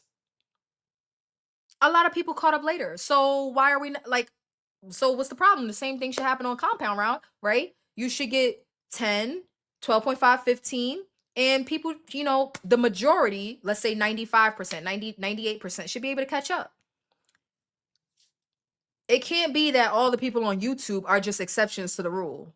Like everybody that's, I mean, like, I don't know. I know what I'm saying sounds mean, but don't be mad at me. Be mad at the definition. Like, I get that it sounds mean and it sounds like I'm being inconsiderate. I'm not. I'm going based on the information. Don't be mad at me. Be mad at the information.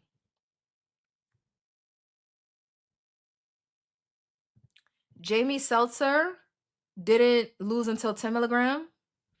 Brittany and that doctor will be in a Netflix doc. I would be dying. I don't know who Jamie Seltzer is, but I think he lost 300 pounds. Okay. It's definitely not the same thing. I see there are a few new people in here. Welcome to the Vein Gang. Thank you, Shonda.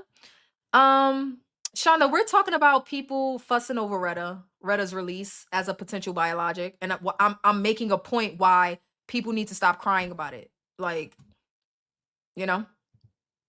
people need to stop crying about it. Like, I'm sorry. It's hard. It's hurtful. I know it's hurtful to hear. I know it hurts. I'm not trying to be mean. I'm not trying to be hurtful. But the truth is, if you are on compound and you're not seeing success and you were hoping for compounded Retta, someone sold you a dream. I'm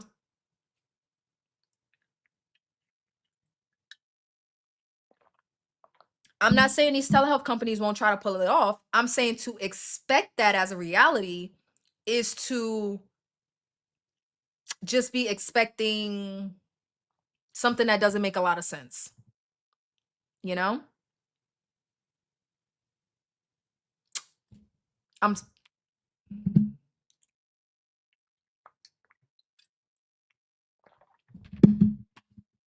don't come here to be told what you want to hear.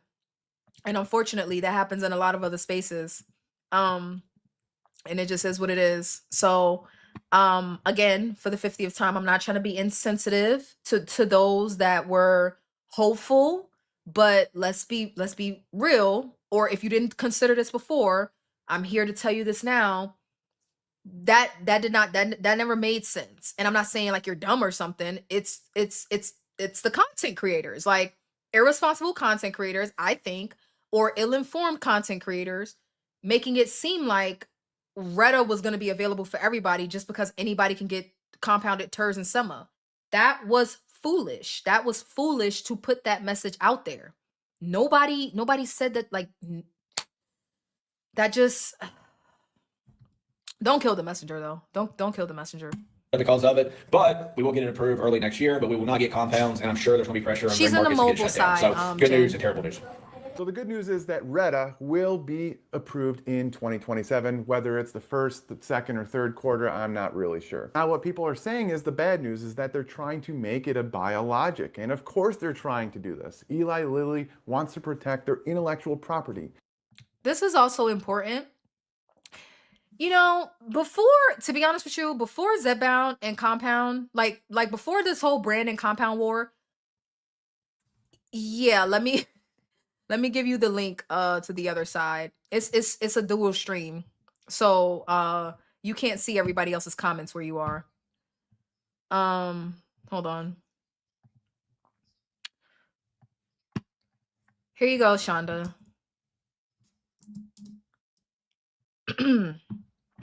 All right. You should be able to click on that. So you can be over there with Jen and the rest of them. Okay. So this is also important about Eli Lilly protecting their intellectual property. The way these telehealth companies showed their narrow telehealth asses, you bet Eli Lilly is gonna be aggressive, borderline trifling when it come to Retta. Oh well. I'm sorry. Oh well. Oh well. Oh well. Do I wish every fucking big pharma medicine was $10? Yes, I do, but it's not. Okay, it's not. And now that I see the cost of a copy of Retta, how much does it cost to make the brand? If a copy is 200 to 300 million, how much does it cost to make the actual branded version? Let's find out. Let's find out.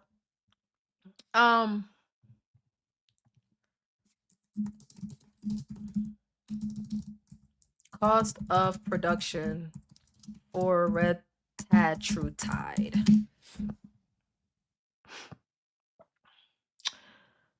Raw materials cost well, this is AI. AI could be a little off. AI be a little slow sometimes. Raw material cost to produce 10 milligram of retatrutide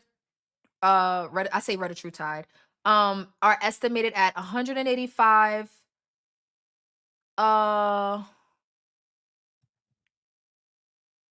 Wait a minute. I think I did something wrong. Hold on. Commercial pricing. Wait, hold on. I did something wrong. Wait a minute.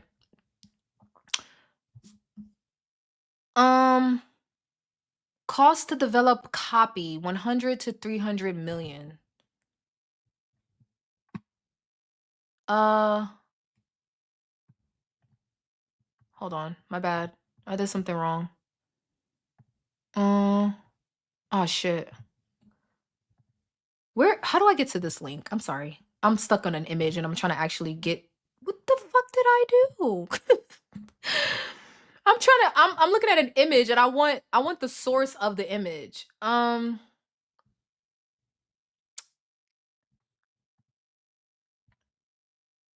Hey Craig, how you doing?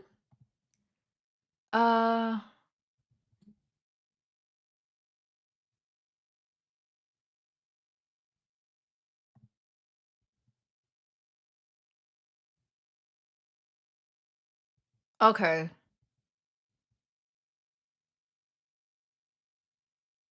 No, not research peptide. I'm trying to get the comparison to that chart that showed the cost for tirzepatide and then a copy of Retta. But I'm not finding. Oh wait, what am I talking about?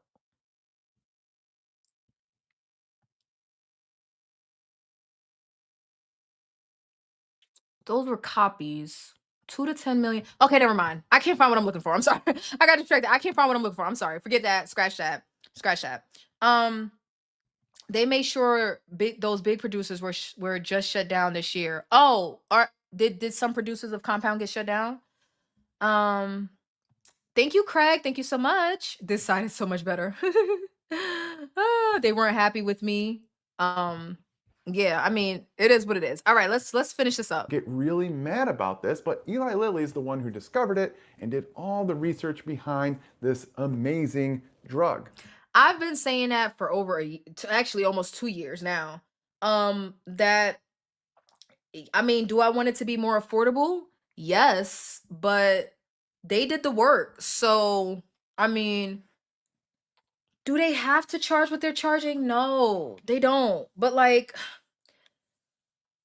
I mean, that's just the way, like, I don't know.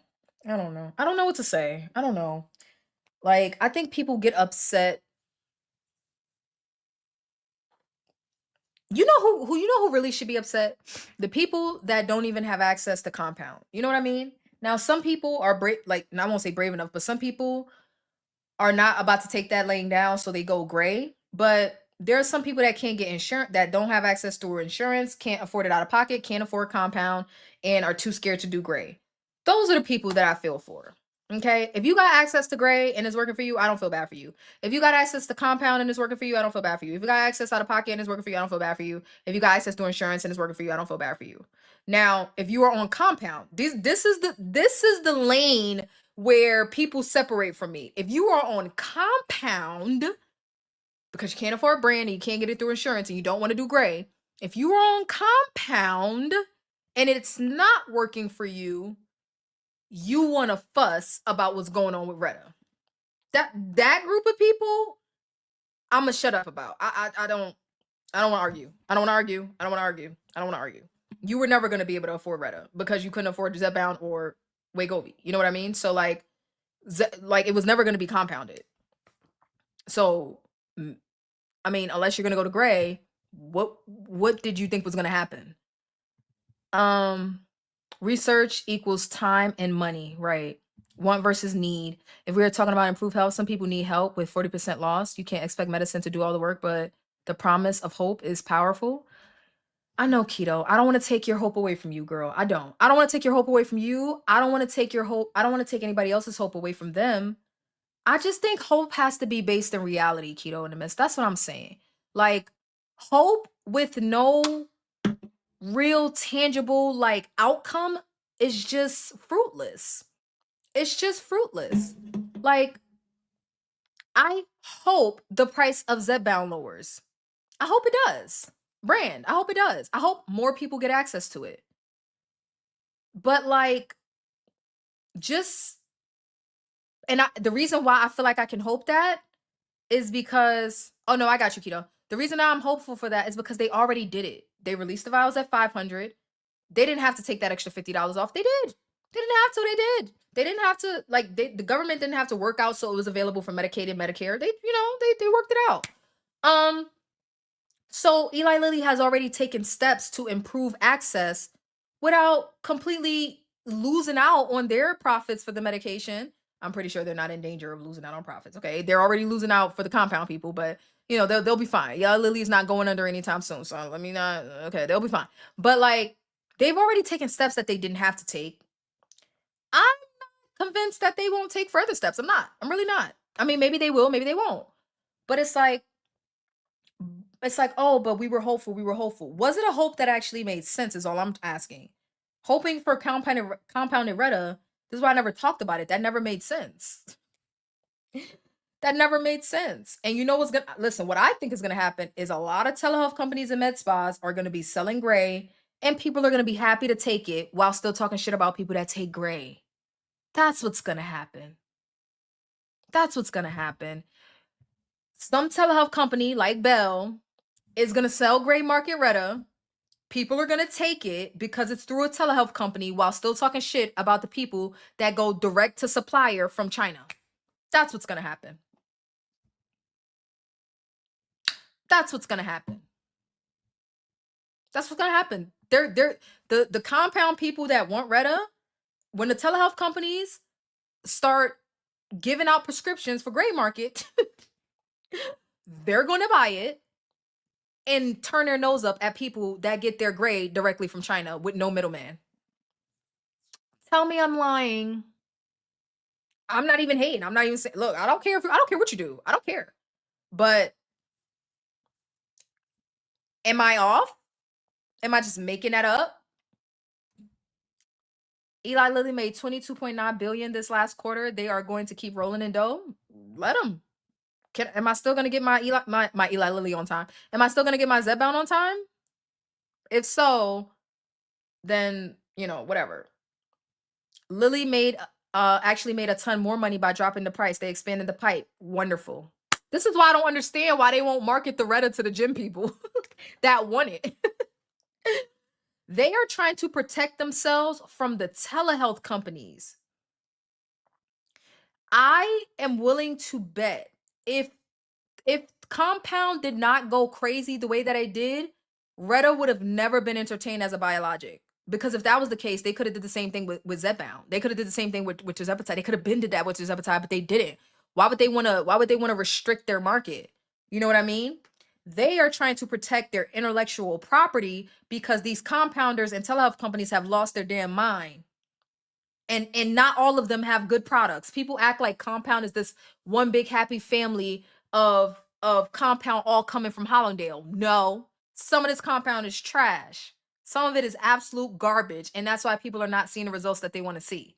But whatever. Like, and then it's like, let them cook. Like so what? Let them cook. You don't know what's to come. You don't know what's to come. Like, you don't know if Retta gets released as a biologic for 40, 45 plus BMI, and then they come out with an alternative like they did with Zepbound to Manjaro for the everybody else that wants it. I'm not saying it's gonna be quote unquote affordable, but like, you don't know what they're gonna do. You don't know. Like, let them cook a little bit. Let them cook. Hey James, how you doing? Let's just let them cook a little bit. Like, it's just let them do let them have the Retta. I mean, not that we get a choice, but let them have the Retta as a biologic. Let them have it as a biologic for 12 years. Like, by the time we blink, generics for TERS will be out. Okay? Like, in about 10 years, TERS is probably going to be on the counter, over the counter at CVS. And by then, something will have outdone Retta. Like, everybody crying over Retta as if something won't be outdoing Retta in another 7 years, 5 to 7 years, if it's not already in the works. Like, Eli Lilly is pumping them out. I just hope, like Dr. Spencer goes on to say, let's let the research come out. Like, let's not be so quick to jump on the Retta bandwagon when we don't even have all the information we need yet. The numbers look good, but let's see how this works out over time. Like, calm down. Hey Andrew, how you doing? So no, if they get it a biologic, it won't be compounded. I do think though, however, the people that are getting it on the gray market will continue to be able to get it on the gray market, and nothing's going to stop them unless they really crack down on that. And no, I don't think it should be compounded. The doctor has spoken. What do y'all think about Dr. Nadolski saying that? We're not gonna get to my grocery stream tonight, so we will probably do that in the middle of the week sometime. I'm gonna take a no day tomorrow. So we will not be designing my grocery list tonight because I gotta go to the gym. Unless I get back from the gym and I get like a second win, I'll do like a really late stream for those that are still up. But I'm gonna be on here for like another 30 minutes or so, and then I'm gonna go head to the gym. I really don't have to. Like, I'm ahead in my gym schedule, actually. I keep forgetting that I already did today's workout yesterday and I did yesterday's workout Monday. So technically, I don't got to go to the gym tomorrow. So I could just do my workout like at the home gym. So we'll see. I got 30 minutes to think about it. 5 years from now, this live conversation will seem prehistoric. So many other companies are coming with more treatments. Lily just took the lid off. Yeah, Jesus, I'm saying people need to stop crying. People need to stop crying. It's going to be okay. Sweet tea, I love you. Keto in the Mist, I love you. It is going to be okay. Your opportunity and everybody else, your opportunity to get this weight off does not die with Retta. It does not die with compounded tirzepatide. It does not. It does not. It will be okay. Listen. Sweet Tea didn't even get to touch Retta, and she dropped 10 pounds in a month just by changing her behaviors. Okay? I love you, girl. I love her. If she comes back and watches this, and if she don't, you guys can tell her, I love you, girl. I know she be getting annoyed with me. Sweet Tea been getting annoyed with me. She's like, B, shut the fuck up. But, like, it's going to be okay. It's gonna be okay. It will be okay. Eli Lilly has opened the floodgates. Let them cook. Let them make their money as long as they're not harming people with their medications. That is where I draw the line. That is where I draw the line. If the medications are harming people, I draw the line there. But if the medication works, the research is solid, I don't have to agree with the price. I don't think everybody has to have access, even though that would be nice, okay? If everything is on the up and up, let them cook. It will be okay. Generics will come out. Other companies will release their versions. It'll be okay. Like us Zepbound people, especially the brand people, right? We are loyal to Zepbound. We are gonna be dinosaurs in 5 years talking about, yeah, but I'm on Zepbound. Like in 5 years, there's gonna be however many other alternatives. The patent with Zepbound will be up, I think. It'll be up and over, okay? Like, it'll be fine. It'll be fine. Hello, Andrew, y'all. Andrew wants to come up and yell at y'all about Retta. Hold on, give me a second. Oh, I guess he didn't mean to come up. He clicked the link. Maybe he didn't mean to do that. Maybe he didn't mean to. Andrew, if you want to come back with your camera on or off, just click the link in. Okay, but I'm gonna be out of here pretty soon. All right. Oh, I know. See, Andrew knows me and he still loves me. You can say you're gonna do a no day tomorrow, but you know we will do it tomorrow. I know, cause I need y'all to help me with my groceries. I know. I need y'all to help me. I need y'all to help me. I'm not even a year in. My journey has just begun. Okay, Keto. Oh, Keto, you haven't given us a weigh-in in quite some time. You want to give us a weigh-in? You haven't given us a weigh-in in quite some time. Give us an update if you're okay with that. Plus, we have an option to add on PO meds to help if needed. What is PO? Should I know what that is? Jen, we are bad. Jen, we are so bad. Jen, we are so bad. I cannot get mad at her, but she gets so frustrated with me. She gets so frustrated with me. Like, Sweet Tea needs Venetian breaks. Sweet Tea needs vanity breaks. She takes vanity breaks and then she comes back when she's rested and she can like when her cup is empty again, as far as like being able to tolerate me. Cause I'll be like, today was one of those days where it just went over top. Where she's like, I don't care, V. Okay, say what you want. I don't care. Okay, for whatever, forget it. I gotta go. We love her. We love her. Oh, you were just seeing what the link was. Okay, I saw you in the background.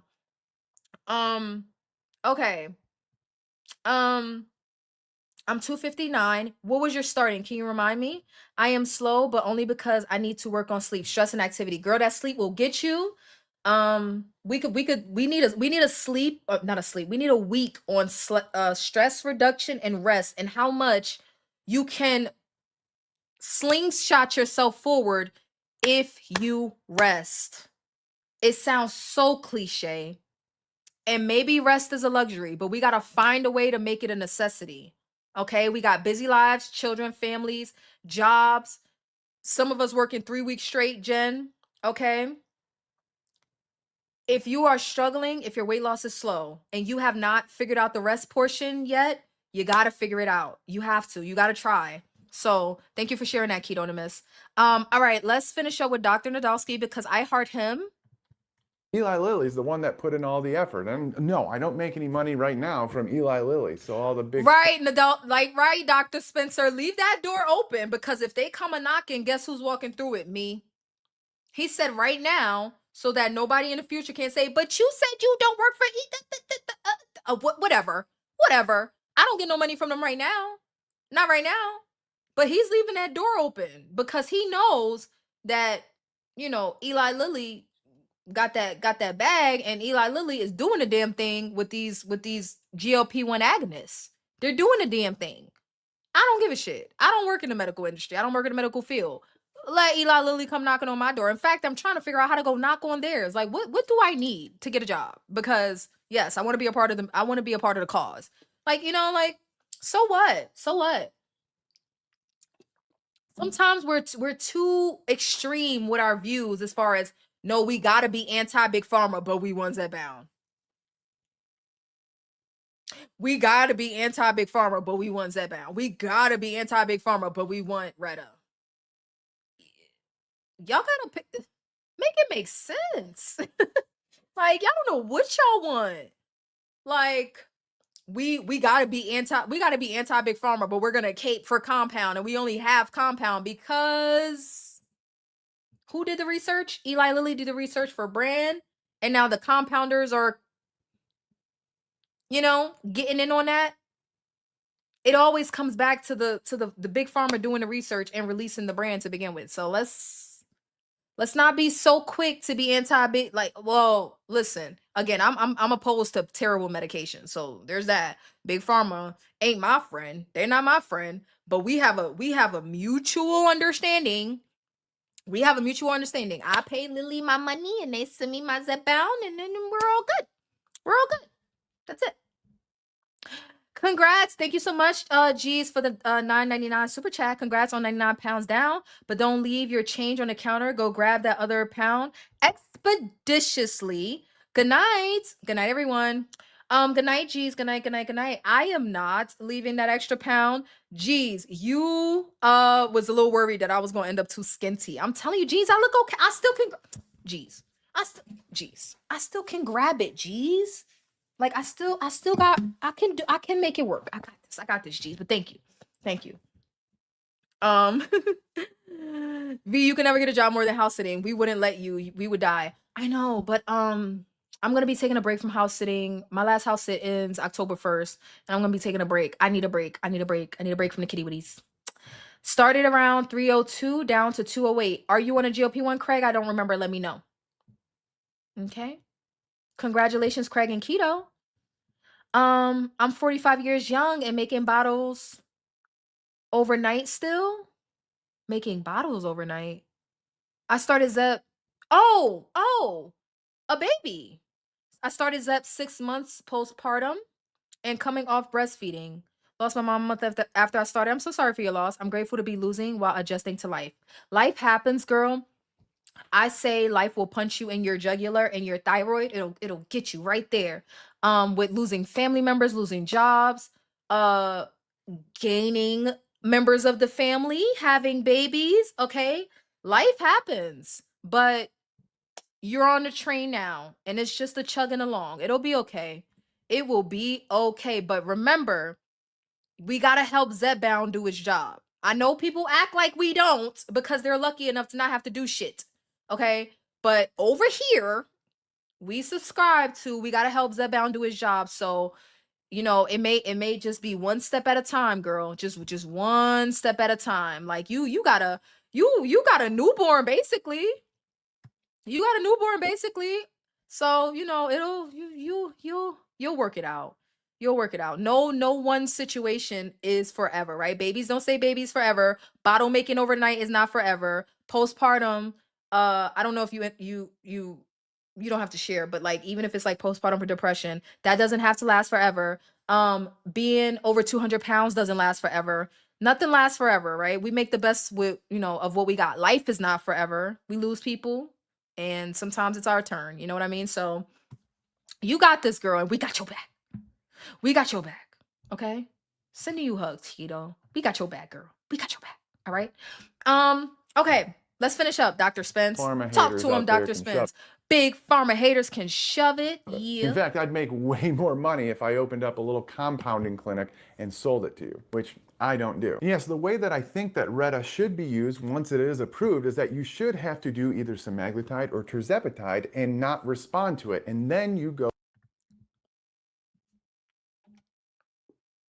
I don't even need to know what G's thinks. I know what G's thinks on that. Everybody else, who thinks you should have to do Sema or Zepbound first, or Sema or Terz first, before jumping to Retta?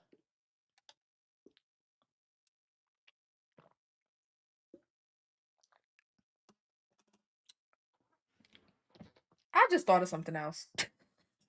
I'm never gonna get out of here. But I have no choice. I have to work. I keep acting like I have to go to the gym. I don't have to. I want to because I want to see how busy it is this time of night. I found out the Planet Fitness is 24 hours. I've been in the mountains so much and they don't do 24-hour Planet Fitness on the weekend. So it just dawned on me to check for 24 hours now that I'm back in the city and I found one and I'm like, I need to know what the volume is like at this time of night, okay? So that's why I keep saying I need to go to the gym, but technically I already did Saturday's workout.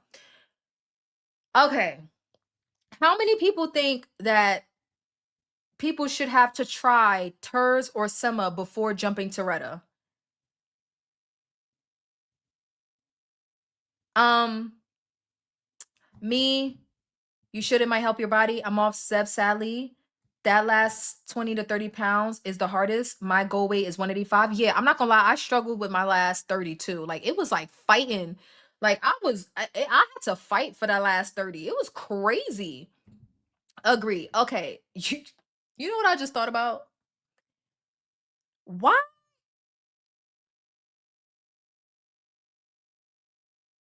I'm tired. How much water I got left? Oh, I can't. I don't know because I'm using my phone as a camera. So let me just keep drinking just in case. Hmm.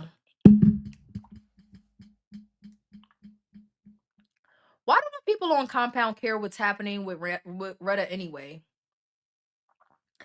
The telehealth companies do what they want to do with TERS and SEMA anyway. So why does anyone care what's happening with branded Retta? Aren't the compounders just gonna do what they want to do anyway?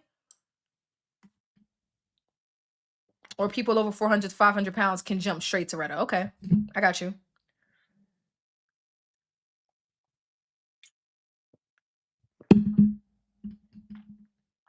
Are they worried that if it gets released as a biologic, the compounders will actually abide by the law, unlike what they did with TERS and SEMA? So it's like, oh no, we won't be able to get it compounded. Is that what it is? Because otherwise, it's like, why do y'all even care what's happening with brand? You're not even on brand. You're not on brand. Why do you care what's happening? Like, I don't care what's happening with compound because I'm not on compound. I don't sit here saying, oh, they should stop compound, or they should increase compound, or they should keep compound, or they should reduce compound. Oh, compound this, compound that. This is the most that I've talked about compound in like a year and a half.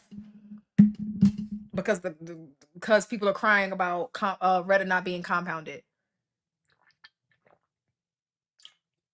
But like, I'm just curious, like, why do people on compound even care what's happening with branded Retta? You weren't gonna get branded Retta because you didn't get branded Zepbound or branded Wegovy. So it must, again, I just keep coming back to the same point. People were hoping for compounded Retta, and I don't understand why that was ever a hope. So I don't need to rehash that. Go to Retta. The reason is for monetary or cost purposes. We don't want to use the big gun when we have smaller guns that work quite well. People have this idea that they should just go right to Retta. Why not use the drugs that we already know are effective and have a ton of data behind them and see if people respond? Right. Because y'all gonna stop acting like, again, now I'm not talking to the compound people. Y'all gonna stop acting like Zepbound ain't that girl. First of all, brand. Okay? Like, relax. Zepbound brand works for a lot of people.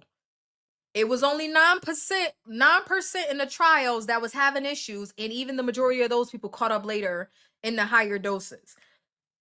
Y'all gonna stop acting like Zepbound brand ain't that girl and everybody just gotta jump on Retta. Like, please. That was really why I wanted to do this portion. Cause like, calm down. Calm down with the Retta fuss. Calm down. Like, again, it's not 400, 500, 600-pound people. Like, they're not the ones complaining. They're not the ones talking. Half of them don't even know Retta is. They don't know nothing about Eli Lilly or Retta. They don't know none of this. Okay, it's the people that are already in the mix, already losing weight, whether successfully or not. It's the people that are already in the community that know about Retta. Am I lying? Whether it's a fitness bro, a gym bro, whatever, whether it's a type 2 diabetic already on a GLP-1, a person on Compound, a person on Zepbound. It's the people in the community that know about Reddit. Anybody outside of the community don't know shit about no Reddit unless they're an investor. They don't know shit about no Reddit other than potentially what they heard on TikTok. Okay, they don't know. So it's not 4, 5, 600 pound people crying about access to Reddit. It's not them. It's not. Okay. So for everybody else, can we stop acting like Terzepatide is not that girl because she is? Like, can we stop? Can we not be so quick to jump on the next big thing, or be so ready to hyperventilate because we can't have access to the next big thing? Like, relax. Like, Zepbound is around, and then that's when we get into the but it doesn't work for everybody. I think y'all are talking about Compound. I'm sorry. I'm sorry. I don't think y'all are talking about brand. I think the people that brand doesn't like now. Wagovi, I'm gonna have to sit you over there, sister. Sister Wagovi, sit over there. The people that branded Zepbound does not work for at any dose from 2.5 to 15 is very small. I wish the Compound people would stop lumping themselves in with the Zepbound people as far as success. Listen, this is my opinion as a person that has tried both, okay? I wish the compounded TERS people that are not seeing success would stop lumping themselves in with branded Zepbound and Manjaro people and then saying, oh, well, not everyone sees success on Zepbound.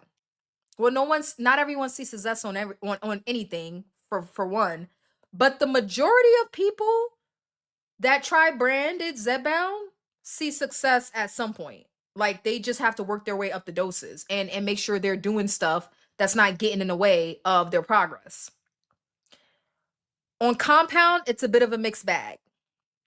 Some people see success with no problems. Some people may start out slow and then see success later. Some people start out really strong and then stop seeing success. Some people don't see success at all. It really depends on the person, the compounding pharmacy, the dose, are you split dosing? Are you every 7 days, every 10? Like, the compound community as far as like success is so muddled. I would say on average people do okay. Like, on average people see success, but the outliers, the people that don't see success, they group themselves in with brand users, and it's like, no, that's not Zepbound not working. That is compounded terzepatide from whatever pharmacy you got it from not working. Zepbound is that girl. She is. Zepbound is that girl. Nothing has a 100% success rate, but Zepbound is that girl, and we need to stop acting like it's not. If you've never tried Zepbound brand, then you wouldn't know. You may say compounded terzepatide is that girl, or gray market Retta is that girl. Okay, that's fine, but we're not gonna act like Zepbound brand isn't that, like, no, we're not gonna act like it's not that girl. Told you it's fear of missing out. They want to get the next best thing, and they were told it will get to the telehealth world. Well, you look more toned. Are you lifting weights? Craig, you're late. Craig, I've been lifting weights. What do you mean, Craig? Hold on. Move, Dr. Spencer. Craig asked me a question. Hold on. Give me a second. Give me a second. Hold on, Craig. I've been lifting weights. Where have you been? You're late. You're late. Like, you're late. Okay? I've been. Yeah? Shall I gloat for a moment? Do I look more toned? I do. That's because I've been working. I've been working quite hard, actually. Yeah? Since you're late to the stream, for whatever reason, since you didn't clock into work on time, okay? Let me share with you what I share with everyone else. Yeah? Okay? I've been working quite hard, Craig. I have. Yeah? Thanks for noticing. Is it my jaw? No, let me stop. Thank you. I've been working very hard. Okay, let's finish up with Dr. Spencer. Bruh, bro, y'all know I never miss an opportunity to act a goddamn donkey. You know I never miss an opportunity to act a first before fool. jumping to something like Retta. All the cardiovascular data that we have is in semaglutide and soon to be tirzepatide, and we have to wait a few more years for the Retta data to come out. Retta is amazing. I'm very excited for it to come out. I have a lot of patients that I'm going to use it on. I don't blame Eli Lilly for making a biologic. I understand why people are upset because they want to get it cheaper. However, I think if you're already getting it from the gray market, I don't think that's going to stop. I'm not going to recommend that route, but people are still going to do it. Right, right. They are. Very well said. I couldn't have said it better myself. On October 24th, 2014, Oh shit, y'all about to hear my 58-year-old Thelma true crime. Denise Lowry. Sorry. Yeah. Oh, I don't know if y'all heard that or not. That was my true crime starting. But okay, I'm glad I got through that. I think Dr. Spencer nailed it. Like, as a doctor, yeah, he's excited about Retta. He's gonna use it on plenty of people. And he knows that people want it cheaper, but I mean, can you blame Eli Lilly with the way these telehealth companies show their ass? Can you blame them? Can you blame them with the fight that these telehealth companies have put up to make sure they can keep raking in the dough? Yeah. So, um, I think he did a wonderful job explaining. I disagree with Dr. Nadolsky on some things, but like in general, for the most part, I tend to agree with what he has to say. And I thought he did a wonderful job explaining. Like, he's not alarmed that Retta is going to be a biologic. He's still excited about it coming out. He's still excited about it. So if a doctor that I respect is not alarmed, I don't think I would be alarmed. I'm not alarmed. I'm not alarmed. Now let me tell y'all something I've always said. Cause I know that let me be fair to the compound people, cause they be feeling like this is why I'm talking about compound, cause people this is why I don't talk about compound, cause people get their feelings. But listen, I have always been honest about the fact that it is a privilege for me to be on branded Zepbound. It is a privilege for me to pay $450 a month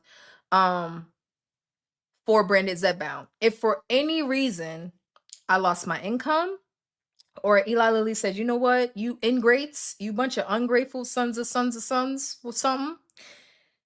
no more 450 Zepbound, which I doubt they'll ever do.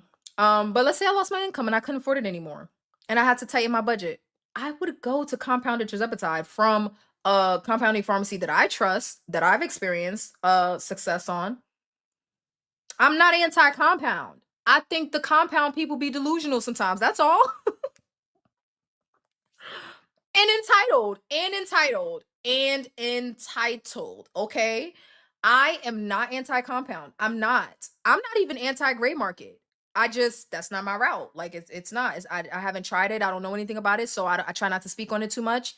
But I don't judge the people that go that route. I don't judge them. So I'm not anti-compound. If I lost access to branded Zepbound, I would work very hard to regain my access. But for whatever reason, if I just couldn't pull it off, like if I just couldn't pull together the $450, whether it was taking a long time for me to find another job or a part-time job or whatever, I would, I would go to compound for, for $200 or something like that. You know what I mean? Temporarily, I would do it. It's not gonna kill me. You know what I mean? It's not gonna kill me. So, but if I have, but for as long as I have an option that's not that, like for as long as I have access to branded Zepbound, I'm going to pay for Zepbound. Like it's just better to me. Like it's like the real thing is better because I've tried both, and again, you know what I mean? It is what it is. Thank you, Shonda. I deserve to get roasted. I'm just saying, like, what do you mean? I look toned. You're late? You're late. Okay. I'm a big pharma shield. Shut them down. Jen, you get to say things that I can't say because I'm gonna get fussed at as the content creator, okay? I'm gonna get fussed at. Okay? I'm gonna get fussed at. The best way to put it, we listen and we don't judge. Quick pen is cool. I haven't tried it yet, but Sydney suggested it for split dosing, and Dr. Nadolski also suggested it for the same thing. I'm just lazy. I hate extra steps, and I don't want to take my shot twice. I already hate taking it once a week. I don't want to take it more times a week. So I'm just trying my best to make once a week work, man. Sometimes I gotta take it on the 5th day. Sometimes I gotta take it on the 7th day. Sometimes I don't feel like it, so I take it on the 8th or 9th day. I don't feel like purposefully like taking a shot twice. I don't want to do it. I don't want to do it once. So I'm not complaining. I just know that the option is there. I just don't feel like it. And you know what I do think is gonna happen? I think Eli Lilly are gonna take the vials away and force everybody to the quick pen. I do. I do.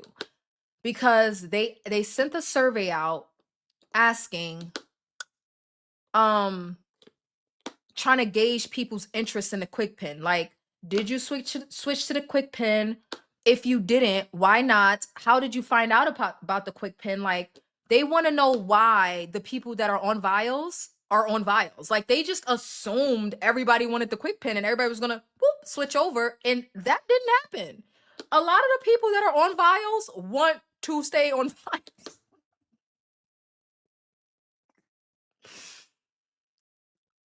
I don't have anything against the quick pen. I just don't. I'm fine with what I'm doing. I don't feel a need to change what I'm doing. Like, even when I'm traveling, I don't feel like. I just don't feel like it, and I think a lot of people feel that way. I think a lot of people feel that way. Like there's nothing you can say to some of us that's gonna get us to switch because we're already used to what we're doing. We're stuck in our ways. We don't feel like changing it unless you make us. So I do think Eli Lilly is gonna force everybody to the quick pen. I hope they don't. If they do, it's not the end of the world. But and maybe I'll like it better. I just don't feel like finding out right now. I just don't. I just don't. I just don't. I just don't. Okay, Craig, if you say so. I mean, Hollandale's the best compound I ever had. So I don't even want to entertain another compounding pharmacy. Personally, me. Red Rock was the worst I ever had. You couldn't pay me to take compound from Red Rock. I have telehealth companies emailing me, wanting me to, work with them. I don't feel like it. I just don't. I don't have anything against the people that do. I just don't feel like it. Like, I'm not on compound.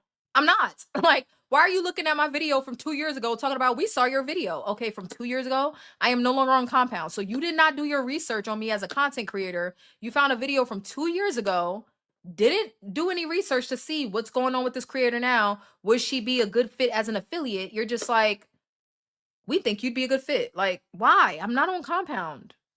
The fuck? I like vials better. I can't say I like it better because I didn't try the quick pen. I just don't feel like finding out. I just don't feel like switching. I don't feel like it. And I'm okay with that. But I think they're gonna force everybody to the quick pen. I think they're gonna force everyone over to the quick pen, and they're trying to figure out why people didn't switch automatically. Like they probably anticipated a mass migration to the quick pen.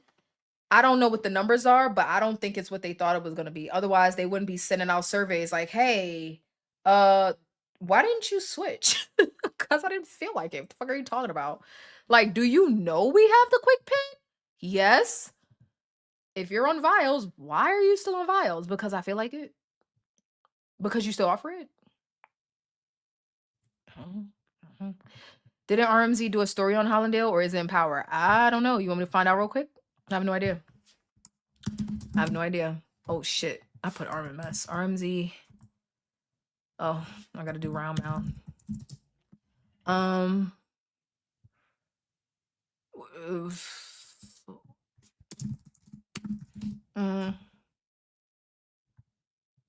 don't know how to find the video. Oh, it was Empower. Swatch. To Is this the Oisa video? Pharmacy, I think that's how you say it. That was the pharmacy in Florida that was shut down for not having a sterile compounding license. Is it cheaper? No, it's the same price. That's why I think they're gonna force us to switch, because why offer two options at the same price? I think eventually they're gonna get rid of the vials and just force everybody to the quick pen, which is not really the end of the world. You're not paying any more or losing any money. Right now they let you choose. and I choose to stay with the vials because that's what I started with. I don't feel like switching. But I don't really see what's the point of them having two options. So to me, it would make sense for them to switch. I don't think they're going to lose any money if they switch. We're not going to have to pay any more if we switch. They won't have to manufacture two delivery systems. So yeah. But is this the video you're talking about, Jen? We've also heard about the Equita pharmacy situation, which was shut down by the state of Washington for non-sterile compounding practices. Then you add on the lies about the ownership relationship between Mochi and Equita, Dr. Myra and her husband, and all of that, along with allegations of importing research-grade medications to provide to customers. Well, this one is. You see what? I don't have time for this. You see what I'm talking about, though? You see what I'm talking about? Like this one, oh no, this is from a year ago. Okay, so hold on. But allegations of importing research peptides. Listen, don't shoot the messenger, but when y'all start seeing Reddit pop up, don't act like y'all know where the telehealth companies are getting their supply of compound from, like or their materials. Don't act like y'all know that. None of us know. We don't know. We assume they're doing things the way that they're supposed to be doing them. Okay, with TERS and SEMA. With Retta, you're telling me you're confident it's not gonna be gray, but then gonna turn your nose up at gray market people that go straight to the supplier? Okay. All right. If you just want your gray to come compounded so you don't have to mix it yourself, just say that. Just say that.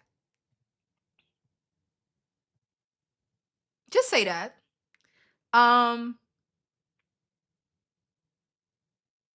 Dose disruption in power pharmacy. So I see one from 2 weeks ago, Jen. Does that sound better? Like, I mean, does that sound more accurate? I see one from 2 weeks ago. What if I told you that one of the fastest growing pharmaceutical companies in America is not a pharmaceutical company at all? It operates out of Houston, Texas. It pulled in over $300 million in revenue last year. It has sent drugs to patients in all 50 states. And according to the FDA, it has been making drugs in visibly dirty rooms, releasing batches of injectable medications after detecting bacterial contamination and doing it all over again, even after receiving warning letter after warning letter. That company is Empower Pharmacy, and Okay, it's this one, Jen. It's this one.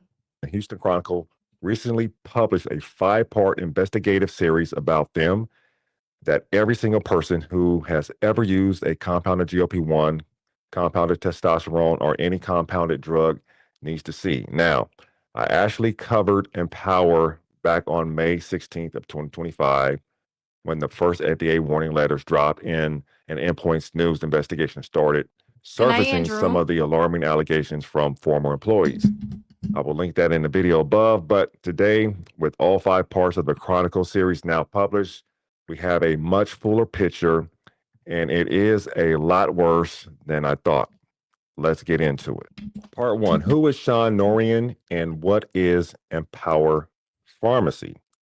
To understand what Empower Pharmacy is, you first have to understand where it came from. And that story starts with one man, Sean Norian. Norian grew up in Houston.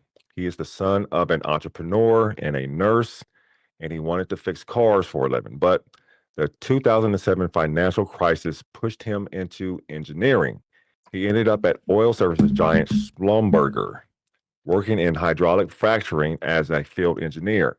Then one day on the job, he damaged his spine lifting a piece of heavy metal.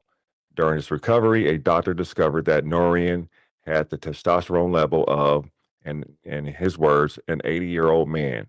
A urologist prescribed him testosterone from a compounding pharmacy. And according to Norian, after his first injection, he gained 15 pounds of muscle practically overnight. On a podcast, he later said, I'm gonna let this finish and then I'm gonna get out of here. Tamika says we do know it's imported through FDA green list. People just need to read a little. Sorry, I switched cameras. I was being a little facetious when I'm like, do we know where it's coming from? As if compounding is not like coming from reputable sources. What I'm saying is, you're right. People do need to do the research, because I don't believe all of the telehealth companies are on the up and up as far as like where the compounders that they're choosing are sourcing their materials from, is what I'm trying to say. And we're, I think, gonna see that through this video. So let me start getting ready to head out to the gym. I'm gonna let this play. Actually, let me let it play out loud so I can hear it as I'm getting ready. But I'll be here, guys. Was like, wow, what is this stuff? That experience from a compounding pharmacy. And according to Norian, after his first injection, he gained 15 pounds of muscle practically overnight. On a podcast, he later said, I was like, wow, what is this stuff? That experience changed everything. In 2009, Norian opened Empower Pharmacy, initially leasing space in a doctor's office to produce customized testosterone for patients. He became a licensed pharmacy technician, consulted with physicians to develop unique hormone formulas, and applied his engineering brain to the drug manufacturing process. He built the business during a boom. Testosterone prescription sales had exploded from about $100 million in 2000 to nearly $2.7 billion by 2013, driven by celebrity endorsements, direct to consumer marketing, and a growing wellness culture. You have Joe Rogan, Dax Shepard, even RFK Jr., now the Secretary of Health and Human Services, has publicly acknowledged using testosterone therapy. The drug had gone from a niche medical treatment to a mainstream optimization tool. Norian leaned into this extremely hard. He talks about compounding as a revolution. He says drugs like testosterone can make patients feel, in his words, like Superman, comparing the results to being LeBron James or Kobe Bryant. His spokesperson later clarified that was a personal reflection, not a clinical claim, but that is the energy Norian brings to this. The growth numbers tell the story. Empower went from $3.5 million in sales in 2014 to over $300 million in 2024. It moved from a repurposed doctor's office to two massive facilities totaling nearly 100,000 square feet in Houston. It built a new manufacturing plant in New Jersey, purchased for tens of millions of dollars. It acquired licenses to ship drugs to all 50 states, and in 2024, it was dispensing over 70,000 prescriptions per week. For context, a typical compounding pharmacy dispenses about 350 prescriptions per week. Empower does 200 times that. Now, Oh, how did really? it get there? Oh, RMZ is doing the Lord's work. This is what I'm gonna be listening to this shit at the gym, and then I'm gonna go listen to the video that I originally started with from a year ago. RMZ is doing the Lord's work. Say what now? 200 times? I'm just saying, let's have a little nuance with putting these telehealth companies on a pedestal, yeah? Let's have a little nuance with putting compound on the pedestal, yeah? I say this as a person that had and would use compound again if I needed to. But like, let's have a little nuance, okay, guys? How are you? How are you? Two words, GLP-1s. Now, moving on to part two, the GLP-1 gold rush. In 2022, the FDA declared a shortage of GLP-1 drugs. You know them. Semaglutide, sold as Ozempic and Wegovy.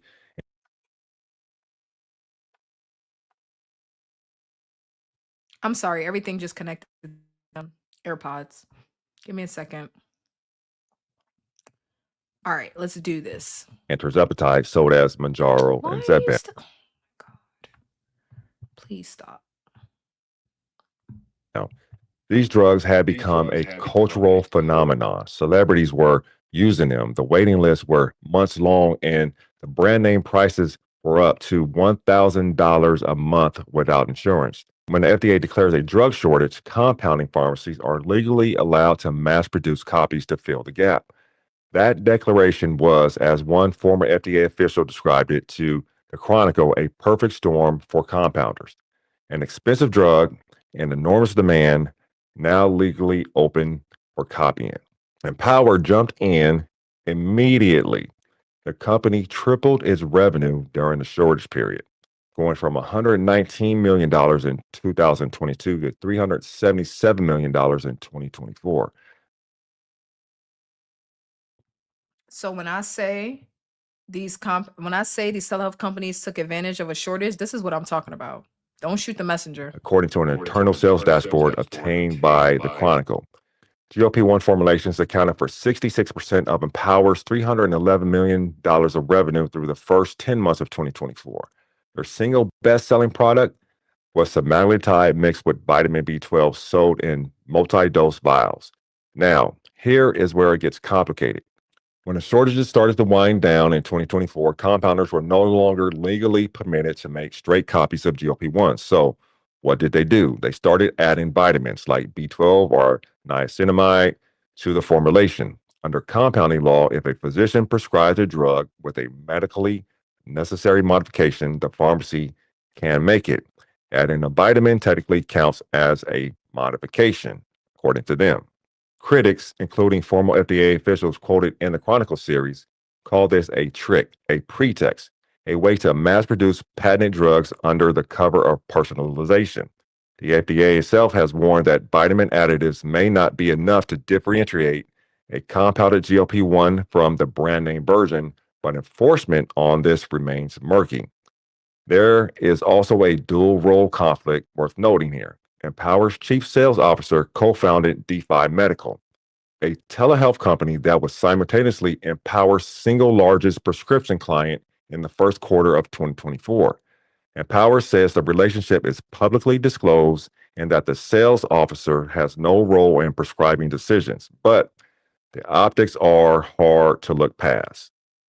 All this growth happened in a regulatory environment that was already struggling to keep up, and Empower was about to start testing that environment in ways that went beyond anything the regulators had seen before.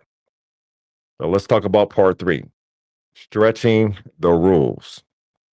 To understand the regulatory structure here, you need to know about 2 types of compounding pharmacies. I think we get the gist. I shared the link to RMZ's video in the chat. In case you want to go finish the rest of that, I highly recommend it because I'm about to go listen to it. I just got to go hop my ass in this car and go to this gym before I fall asleep. All right. So that's pretty much the end of that. We started out by talking about me being 99 pounds down, and we got into the fuss over Retta. It is what it is. Like, listen, don't nobody gotta listen to me. Don't nobody gotta like what I'm saying or care about what I'm saying.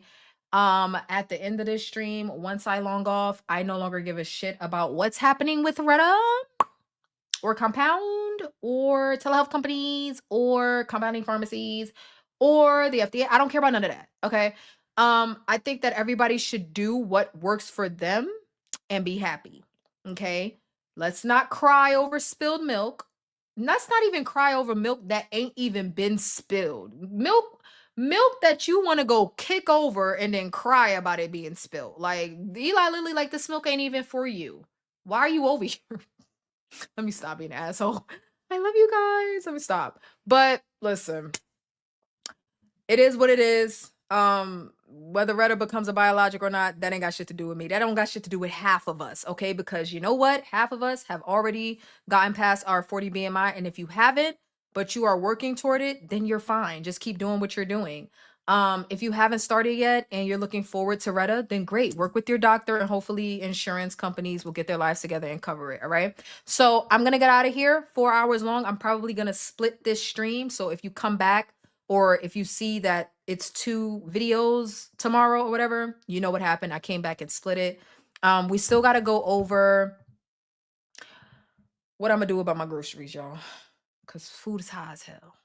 We still got to go over my groceries. I doubt I'm going to do it tomorrow, but Andrew has no faith in me and he says I will anyway. So we will see about that. Other than that, like the stream, subscribe if you haven't. And if you get a chance, make sure you hype the stream. All right. I love you all and I will see y'all in the next one. Bye.